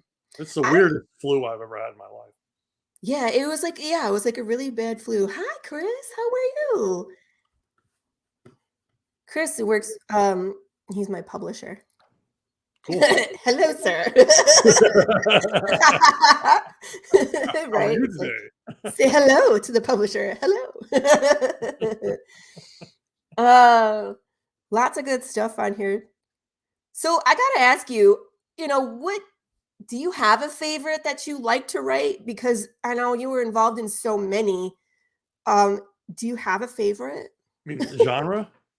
Or just, property. Like, did you really like you were in Batman tough. for a long time? Did you like writing the character Bane? I noticed that you have a ton of Banes behind you on your shelf. I love when people come to the show and they have like their nerd display behind them. And I'm always like, what is back there? I saw there you have comics of Morpheus. I couldn't read some of the smaller ones. There's a whole 2 shelves of Bane action figures. Yeah. And then these things, these are Osprey military reference books. What? So they have hundreds of. So they're if I need a visual reference for, what did the German army in Africa in 1917 wear? I got it, and I can scan it and send it to the artist. So that's cool. See, I just Google stuff where I'm like flammable gas, like. Yeah. Sometimes contrary to public opinion. Not everything is on the internet. This is true. So I still need all these visual reference books. I guess I don't need them, but I want to help the artist out. I understand. It's like me and Larry Hammer are the only writers who provide our own visual reference. But if I I'm like asking doing you to that draw it, too. I want to help you out with what it looks like. Right. Well, I mean, at least they can see what's in your head. Like, Yeah. I do, Also, like if I'm doing historical stuff, I want it to be accurate. If a Japanese soldier in 1943 is lighting a cigarette, I want him to have the standard issue Japanese Army cigarette lighter. And I got the picture. Right. I just did that too, where it's like, how would an EMT greet a person? So like this what I'm writing for their dialogue is exactly how EMTs talk to people when they show up on the scene, Oh yeah, that's all good stuff. That's all good stuff. Yeah, You wanna be that's the accurate. hardest thing for me to find is, okay, a crew is landing a plane. What are they Yeah. saying to each other? Things like that. Right. Right. And that's just part of the fun. You should see sometimes, you claim that you're a writer, but it's like when you look at the search history, you're like, what is this person doing? Like I am researching a murder mystery. Thank you. I am trying to get on the FBI watch list. And it's pretty much what happens automatically. I'm pretty sure I'm on some list somewhere because I was looking for like flammable things and like blowing things up. And at one point, so I was just like, oh, this can't be good. But whatever. I wrote a SEAL team novel, and I was looking up, Al Qaeda recruitment. Oh, you're on a list. Exactly. I think you confuse them. They're like, Chuck Dixon. They're like, the writer Chuck Dixon? Yeah. It's like, they should have offered me a job. Yeah. They would have been like, how did you? All right, let's answer Quentin's question. What was the inspiration for creating Bane? We knew we needed a new villain for Nightfall. He had to be Batman's intellectual and physical equal. Yes. But have a character flaw, and that flaw was going to be Venom. He was addicted to this super steroid narcotic, whatever it is, amphetamine driven serum. And that's all we knew about him. And I argued that for Nightfall to work, and this was a 2-year continuity we were talking about, this villain had to click. The readers had to respond to him. They had to relate to him. He had to be successful. And I said, how do you do that? We're not in the business of creating characters we know are going to be popular. We just throw stuff against the wall and pray in comics. And, I'm sure Jack Kirby thought Silver Surfer was a one-off. I created the spoiler. I thought she was a one-off. We need her for this story. We're never going to see her again. Yeah. But how do you intentionally do that? And Denny O'Neil said, well, if you think it's going to be so damn hard, you go home and do it. So I wanted him to be a Latino because and then I read an article about in North Korea, you could be sentenced to serve time for a relative's crime. If they couldn't catch your father, they put you in prison. And I thought, wow, what would it be like if a kid got put in prison for what his dad did? And then I thought, whoa, what if he was born in prison? Born to a life sentence in a third world hellhole prison. And Bane came out the other end of it. Yeah, that's amazing because it's like, how do you pull on people's heartstrings to get them to connect, almost pity this character, but yet they're so terrible. It's like he just gives them like a license to like, they are going to be so terrible to our character and destroy him, but you're still going to like him, because I like characters that send your moral compass spinning. So it's like, oh, I'm sympathizing with this guy. Oh my God, he's a monster. But those are the best ones, the ones that people can relate to, and see themselves in, or like, it's like almost that underdog. It's like all the best characters have this underdog complex. It's like they come from nothing, they have nobody, or they're orphans, or they come from bad circumstances and then become something bigger than themselves. It's like we have this feeling that we're attached to them and we want to follow their story and see them succeed, but it's like, it's different when it's a villain. It's like, we don't really want them to succeed, but we want to see them, I don't know, vindicated, you know? Well, also, you want them to have depth so you can believe in them. Yeah. I mean, you look at a character like Tony Soprano, and you're like, well, this guy's driven, he's ambitious, he's smart, he's funny. I like this guy. And then he does something absolutely horrible. And you realize, oh my, what am I thinking? And you have to constantly reset your moral compass as you're watching him. Yep. So, yeah, they're all like that. And just when you think you know him, you see this other side, this deeper darkness within him, and it's not contrived. It was always there. You just didn't see it. I mean, that's brilliant writing. Yes. Yeah, I agree. And it's like something that we strive for, you know what I mean? To make these characters, you got to have your good guys. They can't be all good. Right. And your bad guys can't be all bad. There has to be some kind of, they have to believe that they're doing the right thing, you know, and be able to. I mean, every character has to have something you like about them and something you don't like about them. And people go, well, what about Batman? I was like, well, Batman can be a bit of a jerk now and then, you know? And I would always bring that out. He doesn't have that great track record with kids. I'm just saying. No, absolutely not. Absolutely not. I was talking about that Batman Silver Age thing I'm reading. Yeah. They had a story that by today's standards, it's the most perverse Batman story I've ever read. And they contrived this reason why Dick Grayson can no longer be Robin. And Batman's out trying to recruit other young boys to be Robin. And he's in disguise. He's in disguise as a cab driver. And he's like prowling the city looking for young boys to recruit. I was like, oh my God, every panel of this taken out of context. That's bad. It's like, no. This did not age well. This is so wrong. Nope. Oh my God, that's so funny. Quinn asked the question, what is your view on Christopher Nolan's Bane? So the one that was in the movie. Well, I'm glad he made him a household name because that actually turned into cash for me. See what I mean? That's what I'm hoping for you for this Todd McFarlane thing coming up. Like, well, thank you. Go read the book. So, he also showed him as a mastermind. That he was. I wish he was the ultimate mastermind. He wasn't just doing Talia's bidding, but they showed him as a chess player, a smart guy, and they made him scary. But that said, I still haven't seen my Bane on the big screen. The closest is the animated series that I think they did Bane really well. Yeah, I think they did. I was going to say, I think that one, the animated series, they really stuck closer to your material, you know, where it's like he was scary, he was intelligent, right. You know, where he was plotting, he was 3 moves ahead of Batman. And it's like Batman had a hard time hanging with that guy, you know, and had to recover and try again because he broke his back. Exactly. So that was, you know, that's good stuff. Mm-hmm. But you know, he'll show up again, you know, in a movie. I think he is one of those characters that's just like all time. You know what I mean? Like they'll revamp him lots of ways. As hard as it is for me to believe, he's a permanent member of Batman's roster. You know, he's there with the other classic. I mean, that's like, wow. If I do nothing else in comics, that's my mark. So. Yeah, bravo, sir. You've made your mark.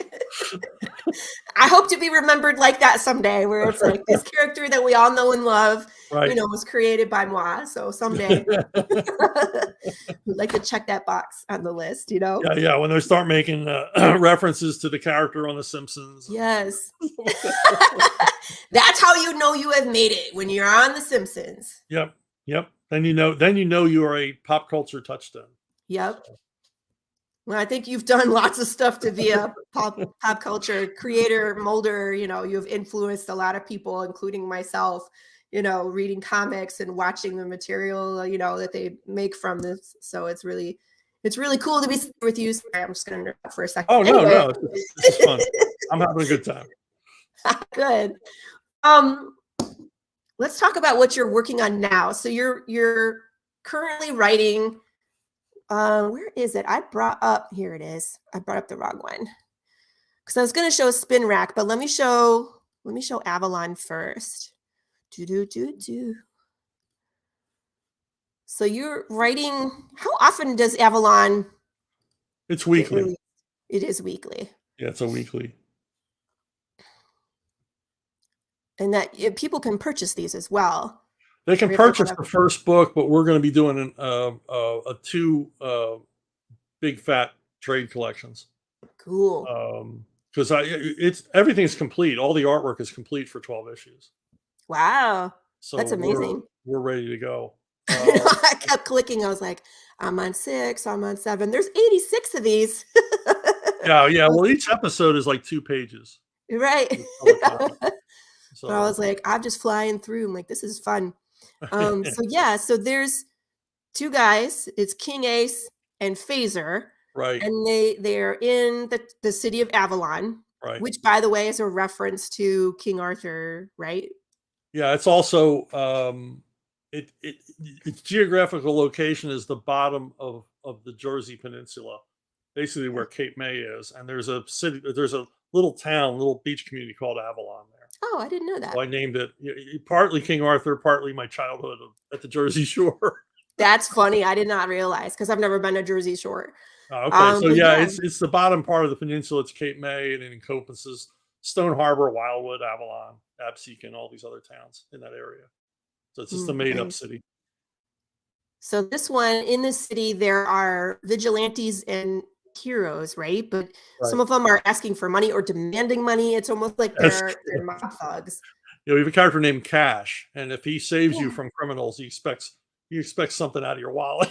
It's like the very first scene that you open to. It's like this mom and pop shop getting mugged. They're 2 guys in masks. They're like, "Give me a register, blah blah," and then this guy shows up and like takes him out, and then he's just as bad. He just shows up with his hand open, like, "Okay, that was easy for you to get out of. You owe me." And they're like, "I guess Something for the effort, he says. something for the effort." Like, okay. Yeah, no, it's very tongue in cheek, which makes me laugh. And like the scene where it's like, "We don't have day jobs," and he's like flipping burgers, and I was just like, Yeah. They offered me a chance. They said, did you want to like a street level superhero comic? I'm like, Yeah. it's cool because there's no previous continuity. I can do to anything these characters I want. Right. So that leaves it wide open. So they go through a lot of changes over these 12 issues. Yeah, and I like how the pitch kind of talks about like temptation, and it's like even though they start off with these morals where it's like we're the good guys, we're not going to be tempted, but like everybody goes through temptation. So it's like I'm interested to see what kind of temptation you throw at these guys. It's interesting, but it's like that female character. What's her name? Vendetta. Vendetta. She's lethal. Shows up and just offs a bunch of dudes, but totally deserved it. You know what I mean? So where Right, does and that she's line? got a really weird secret. So I haven't gotten that far yet. Don't spoil it for I me. won't tell you, but she's got a really, really weird thing going on. Wow, I look forward to finding that out. But yeah, it's like where they're talking about we don't cross that line no matter how bad the guys are. And then she shows up and just totally crosses the line. Right. But you almost want to side with her because of how terrible these people are, that she found this group and what they're doing. Yeah. And it's like, what would I do in that situation? I'd probably kill them all too. Yeah, she's taking down the scum of the earth. So there's different levels. Yeah, I deal with all of the superhero vigilante tropes, but hopefully in a new and fresh way. Because I'm not tied to continuity. I can kill them, change them, do whatever I want with them. Because I'm not, tied to a corporate continuity. Right. Or anyone else telling you, no, you can't do that. No one tells me what to do on this stuff. Yes. No one tells me what to do. So, That's the best part. yeah. That's a lot of fun, working with Frank Fosco at the beginning. And Yeah. then, boy, I wish I could remember the artist's name who does the rest of it. I can't remember it. Renzo doing the rest of it. So it was fun. And in this you can look on. You're on the Archaven site, but at the Arctoon site, you can read it for free. Digitally, Yes. Along with a whole bunch of other stuff I'm doing, including My Sister Suprema and Something Big. Arctoon's A website. bunch of other series. Have you checked out My Sister Suprema? I have not. You should. I guarantee you're going to like it. Me and Anthony Gonzalez Clark. It's a character I wanted to do for years. I could never find the right artist, and Anthony came along and he's killing it. I'm not gonna mess around with that right now, just because we're on the show. Yeah, I don't want to it's click on the wrong thing.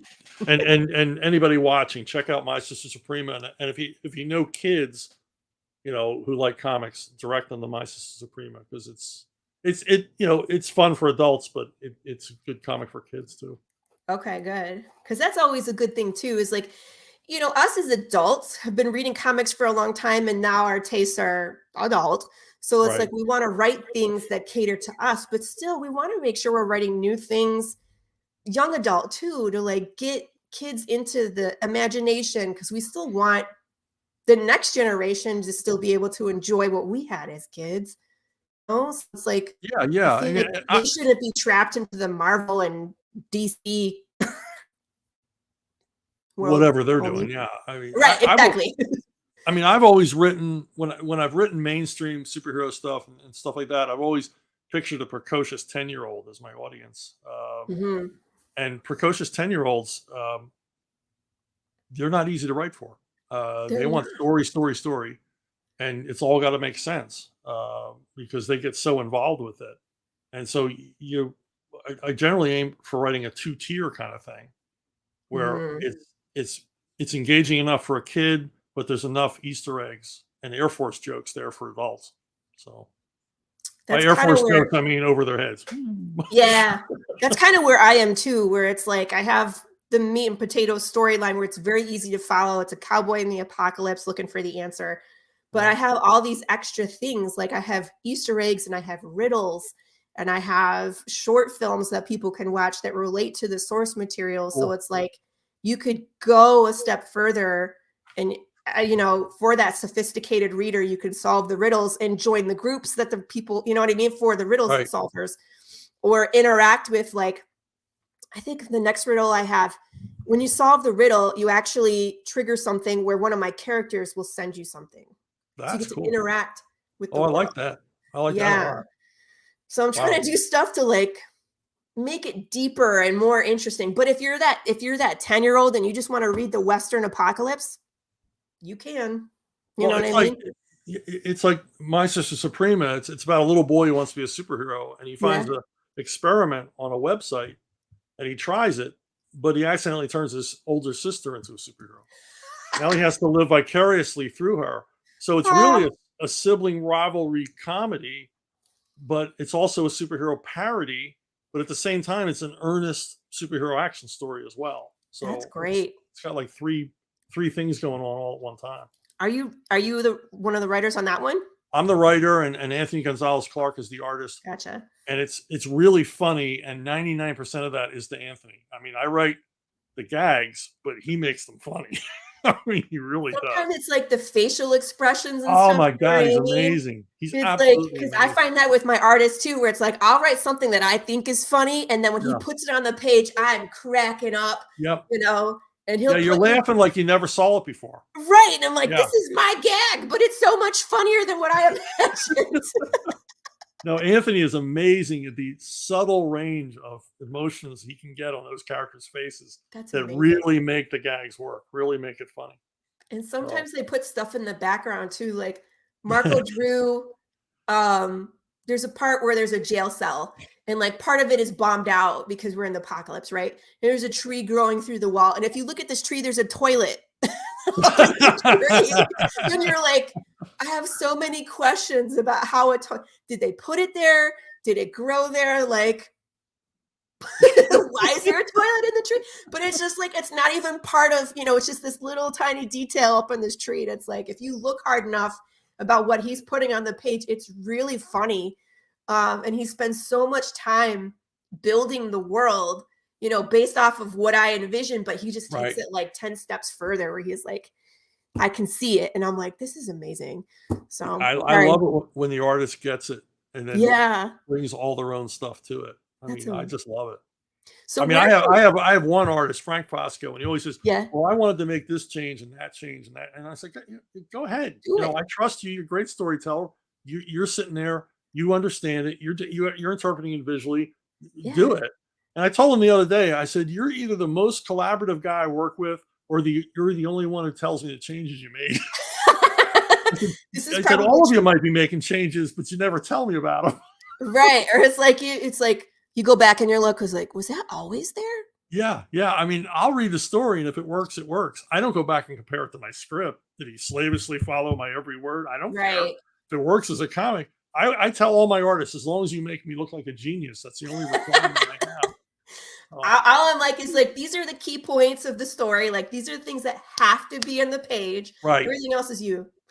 Like, yeah. Don't forget the ring. Don't forget the bracelet. Whatever it is. The MacGuffin. Don't forget to have that in there. And other than that, go crazy. Right. And then I think that's the best way.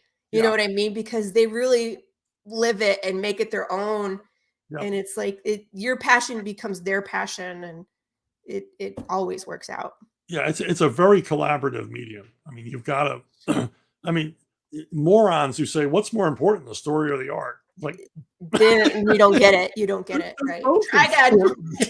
Read again. Try again. Yeah. What's more important, the music or the lyrics? I was like, what a stupid question. Oh, I'm dying. Oh.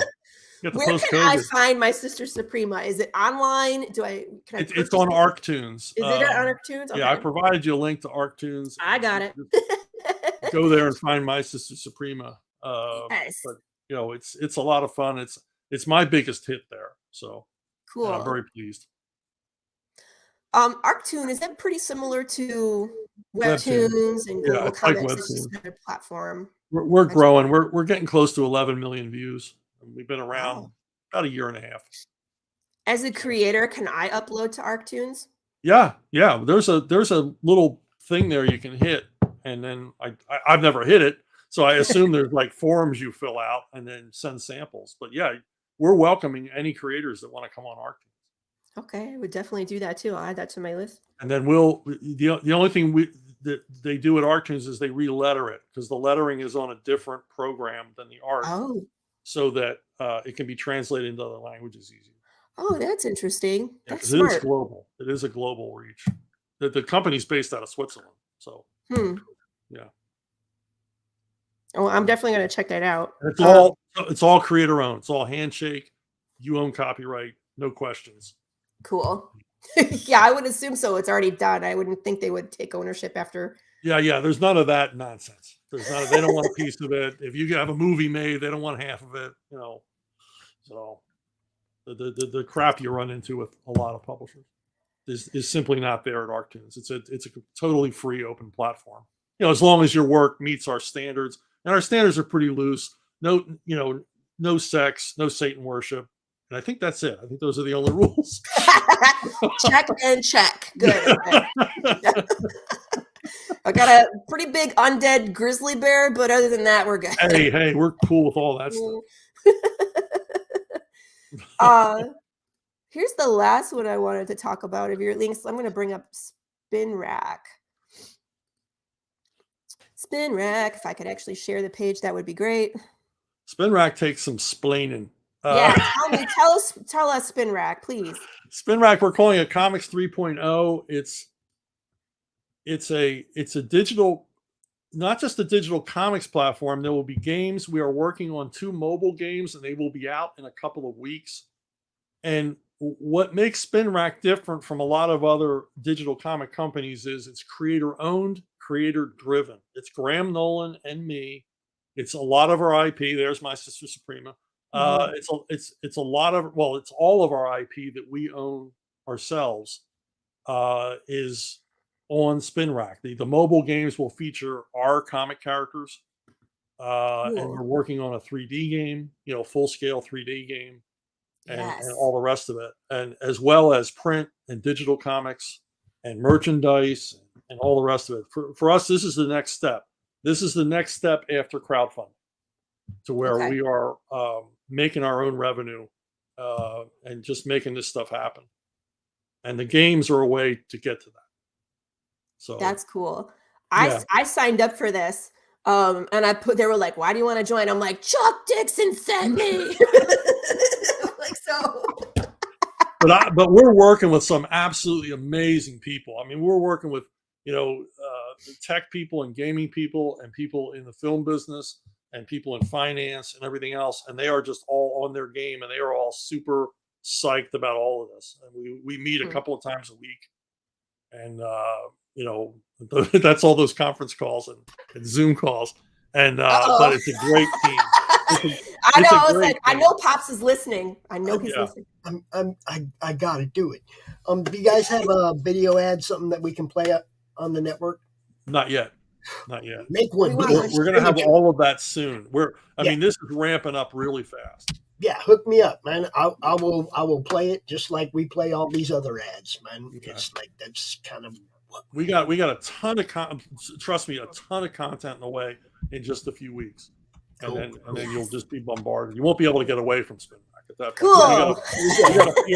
We got a PR firm already. As long as I got an ad I can play to get eyes on it and get people to drive traffic that way. That's right. That's my job, bro. Let me know. Cool. No, absolutely. You'll be the first person I link to. All right. Thanks, man. Sure. Okay, bye. So, let's say for myself, for like my property, I have this Western Apocalypse.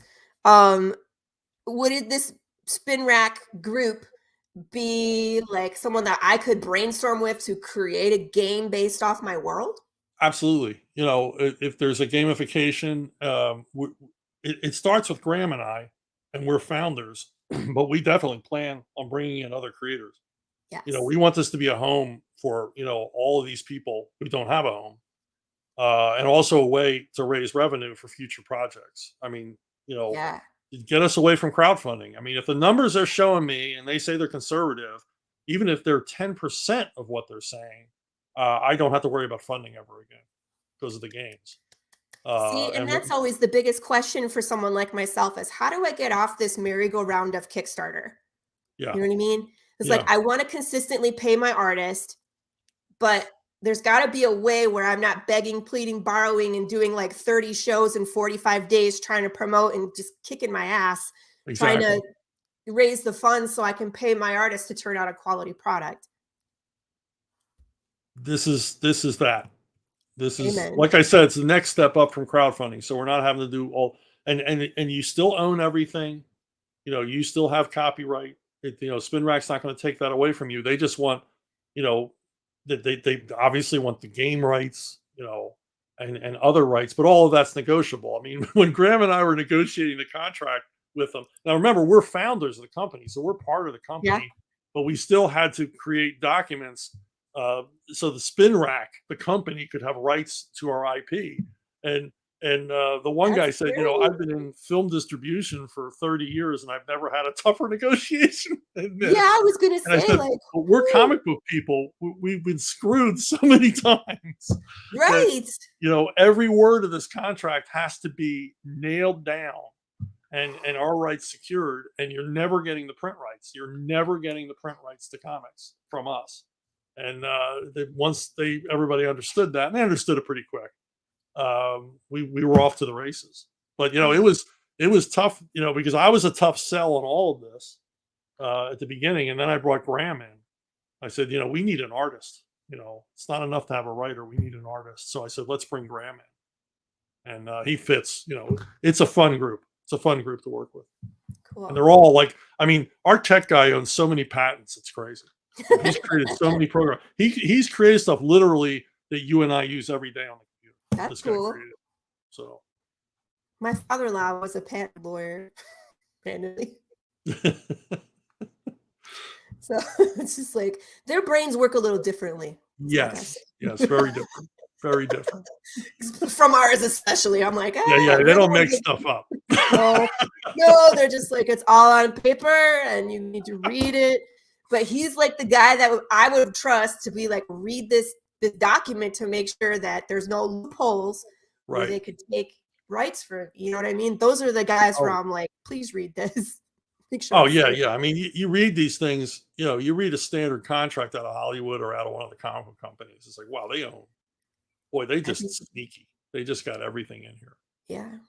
I mean, we want, I mean, I've negotiated contracts where I want 2 weeks notice to get out of it. completely. All my rights come back, and they'll fight and fight and fight. And then if they want it bad enough, they'll sign it. You know, I have that with my book publishers, where it's like, man, if you do something I don't like, I want out, like immediately. Well, nobody else ever asked for this. And I said, well, that's their problem. Don't do stuff that pisses me off, right? There you go. Yeah. I mean, you know, like if I feel like you're not promoting enough or whatever, or I just feel like, you know, you're just not friendly to the material anymore. Because you know, you didn't have that option at DC and Marvel. You know, you just quit. They weren't going to change the rules for you. Right. No, and you can't take the property with you. So it's this is Batman that stays there. Yeah. All you can do is make sure they pay you what they owe you when they reprint stuff and license it and all the rest of it. So you got to watch them like hawks. Yeah. We forgot. Oh, did you? Yeah. Oh, yeah. I've had that one. Oh, we did. Oh, yeah. Well, this is a funny one. Bane has that teddy bear. He's always had that teddy bear, Osito. And they made a toy of Osito dressed as Bane. And they didn't pay us. They didn't pay Graham and I royalties. And we're like, what the hell? And they said, well, he's an inanimate character. I said, first of all, what difference does that make?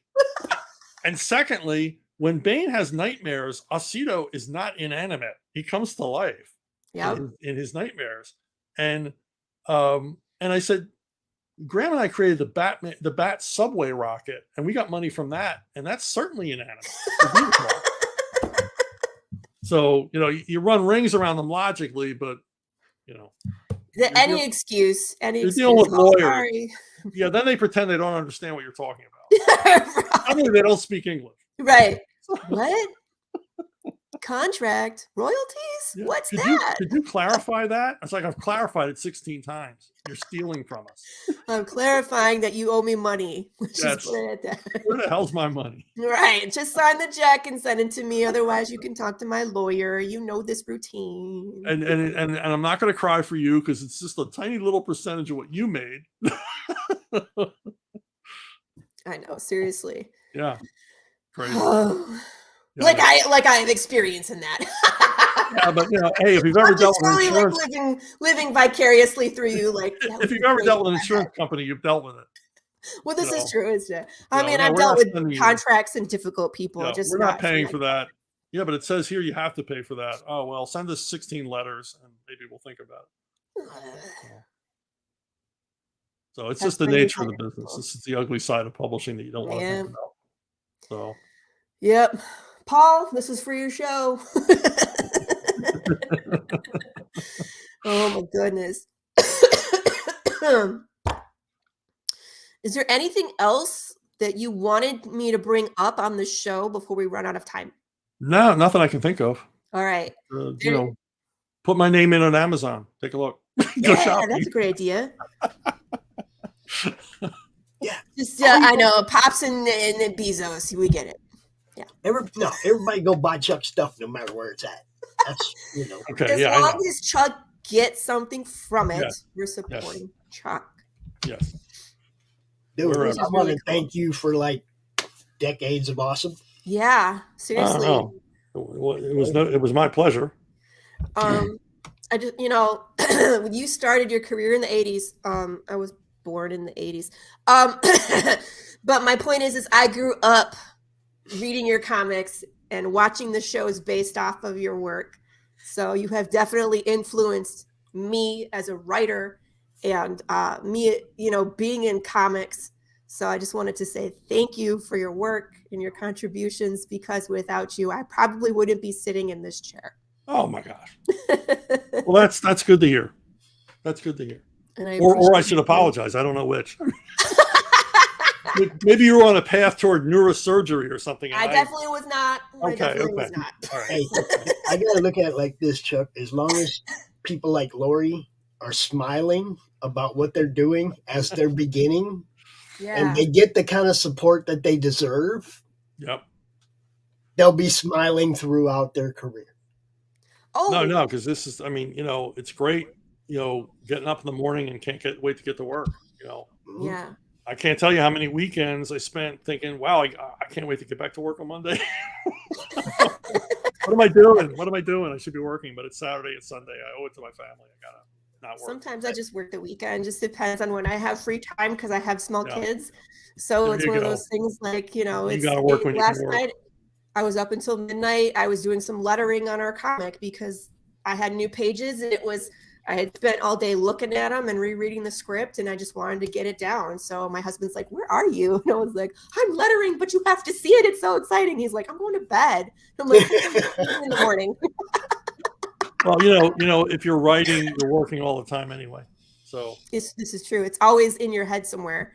yep. And it's for me, it's like I wake up out of a deep sleep and I'm just like, oh, that's the answer. And I just like write it down. See, now last night I had one of those things hit me where it was an idea that was worthy of writing down. It's like, dang, I don't know if I've ever seen that. Yeah, you know, because I read a lot of comics, right? So, you know, I mean, there may have been something that's like this, but I can't remember it. So I'm like talking to a writer myself and throw an idea at somebody. Oh yeah. I mean, I was in the saying. shower last week, and a whole exchange of dialogue came to me for a project that I'm like just beginning. Yes. And I sent it off to the guy I'm working with it on, and he goes, "So what happens next?" I said, "I don't know. I don't know. I had to write down this." You know, this like 2 minutes on film exchange of dialogue between two characters. So that's how it began. Cool. Cool. Chuck, can I send you a PDF copy of my last issue? Absolutely. Hey! Absolutely. You got the email. I'll take a look at it. I'm excited. It's pretty awesome. It looks good from what I've seen. Oh, thank you. Yeah. And if you go to her Kickstarter site and you watch some of the short movies that she made that are relevant to the story, dude, she's like got production talent, all kinds of things going on over here. I'm just saying that's you gotta be good at a lot of things now. She's pretty exceptional, and I hope that like when she's your age that there's people out here talking to her and giving her that same kind of respect that we give you, my friend. I want to thank you so much for coming out. Laurie, I'm gonna get out the way so you can say your goodbyes, but Chuck, hey man, we got a lot of shows. Anytime you got something you want to talk about and get in front of a different audience, that's kind of why we got all these different kind of shows, because they all have different audiences. Well, we're all going to ask you different questions. Like me being a writer, I'm going to focus on like your writing side, you know what I mean? But like Doc is an artist, and not only that, he's closer to your age. Sorry. Sorry. If Pops is like, I'm gonna throw you into the deep end on that one, Laurie. Bye. He does that sometimes where he's just like, ha ha ha, good luck. But my point is it's going to be a completely different conversation. Right. You know what I mean? Depending on who's on the other side of the camera. So, but you're just such an interesting guy and so relevant to what's happened in the past relating to what's happening now. So, I would love to just pick your brain some more, or like, hang out on Spin Rack or anything. I would just like to continue having conversations with you because I think you'd be a great mentor and all of that good stuff. Sorry, I don't care if there's people watching at this point. I'm just I never tell you how to do it. I just tell you how I did it. So and that's okay. For good or for bad. And now that I know you have production talent, I'm embarrassed for you to watch my YouTube channel because it's got like 1980s cable access channel sort of vibe to it. It's nostalgic. It's very much. It's very retro. There you go. Because I'm retro. It's intentional. So there you go. Yeah, we'll say it's intentional. Right. It's ironic.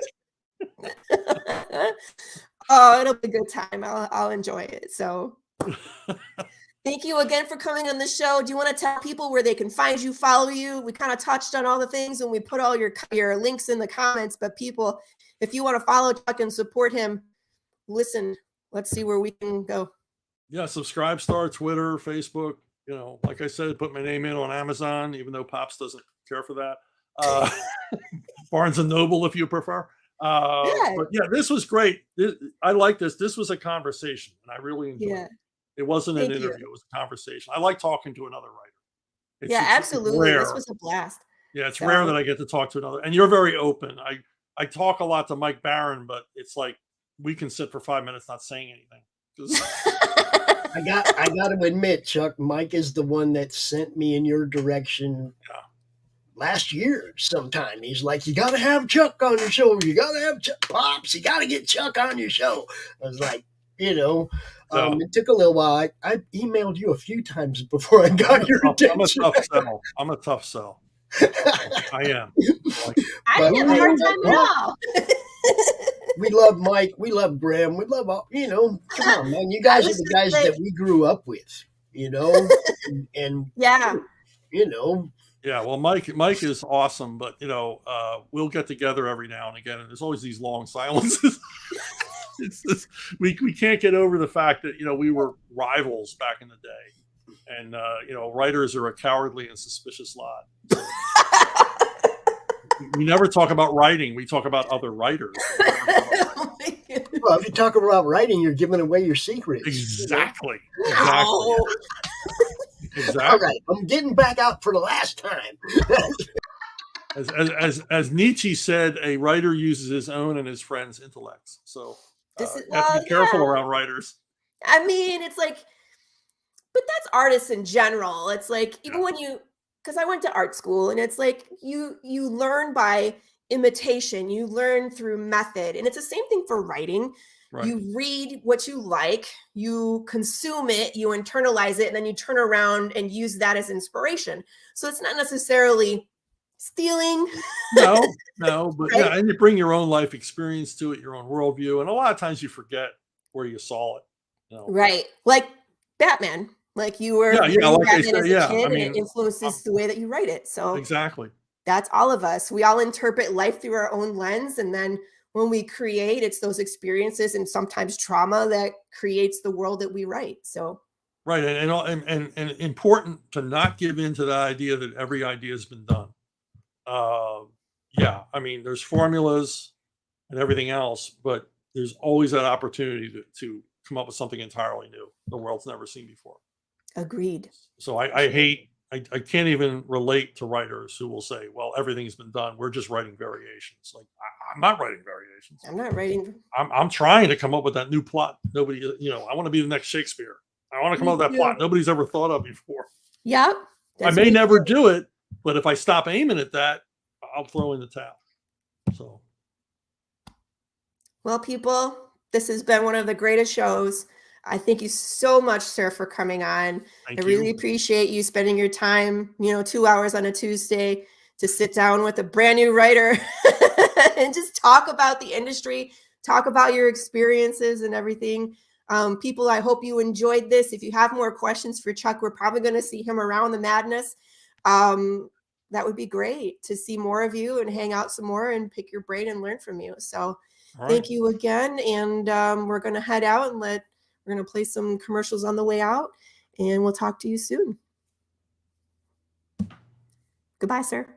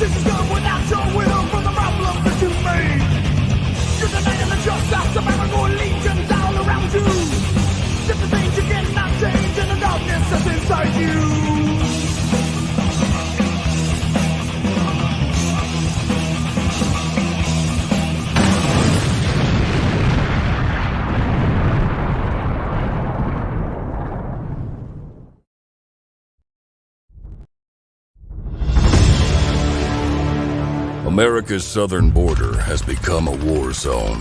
Human traffickers, drug smugglers and terrorists flow across the Rio Grande with impunity, secure in the knowledge that no one will stop them. A distant federal government lectures Americans on their privilege while punishing overworked Border Patrol agents who were helpless to stem the tidal wave of invaders and determined migrants. Second-generation Cuban-American Marcos Zamora is a military vet, more patriotic than most Americans. No longer able to ignore the chaos at his doorstep, he acts.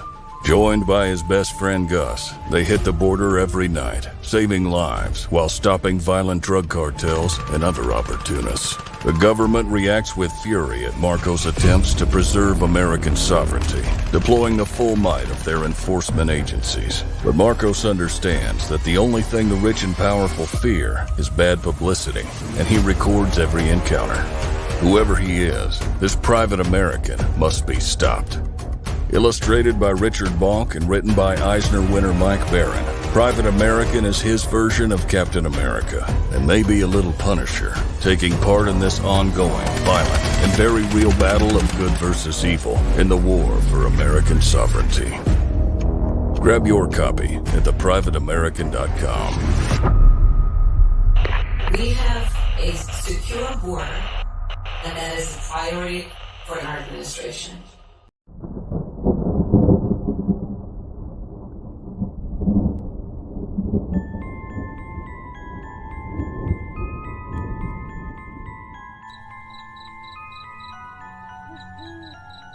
In a world where creatures of myth and legend exist, a covert task force is charged with keeping humanity safe from supernatural threats. And when young Nancy Moon stumbles into the eternal battle between good and evil, she finds...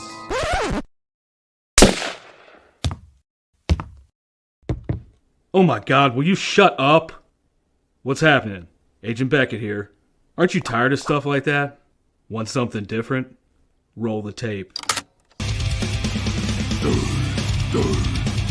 Whoops. Sorry about that. That's a song I'm writing for my ex. Okay, here we go. Yeah, that's more like it. Alrighty. Welcome to the world of the mythicals. We have it all. Monsters. Magic. Government agents. He's the strong silent type. This guy. Ugh, gross, dude. Get some kind of cream or something. Lots of 90s style action. Pew pew pew. And that strong female lead alluded to earlier. Mm-hmm. Not to mention a dashing field commander with a great sense of fashion. Look at those glasses.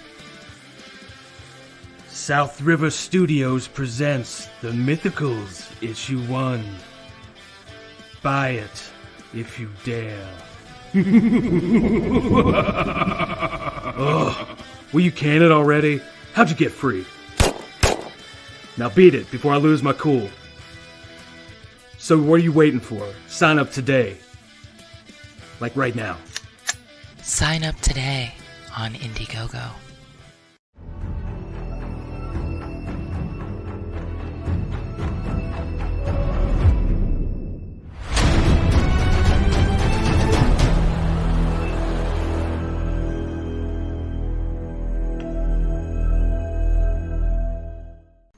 How do you end this thing? How do you put the where's the brakes on this bus? I forgot. Jazz hands. Jazz hands. Comic Books for Kids provides comic books to kids in hospitals and cancer centers across the U.S. It's a place where we can all work together to make sure every child has a comic book. 100% of all proceeds go towards the kids. It's about making a difference, and while they're in the hospital, allowing them to fly like a superhero, battle dragons, or rescue teddy bears. We are in every state in the country and now support over 160 hospitals. Every month,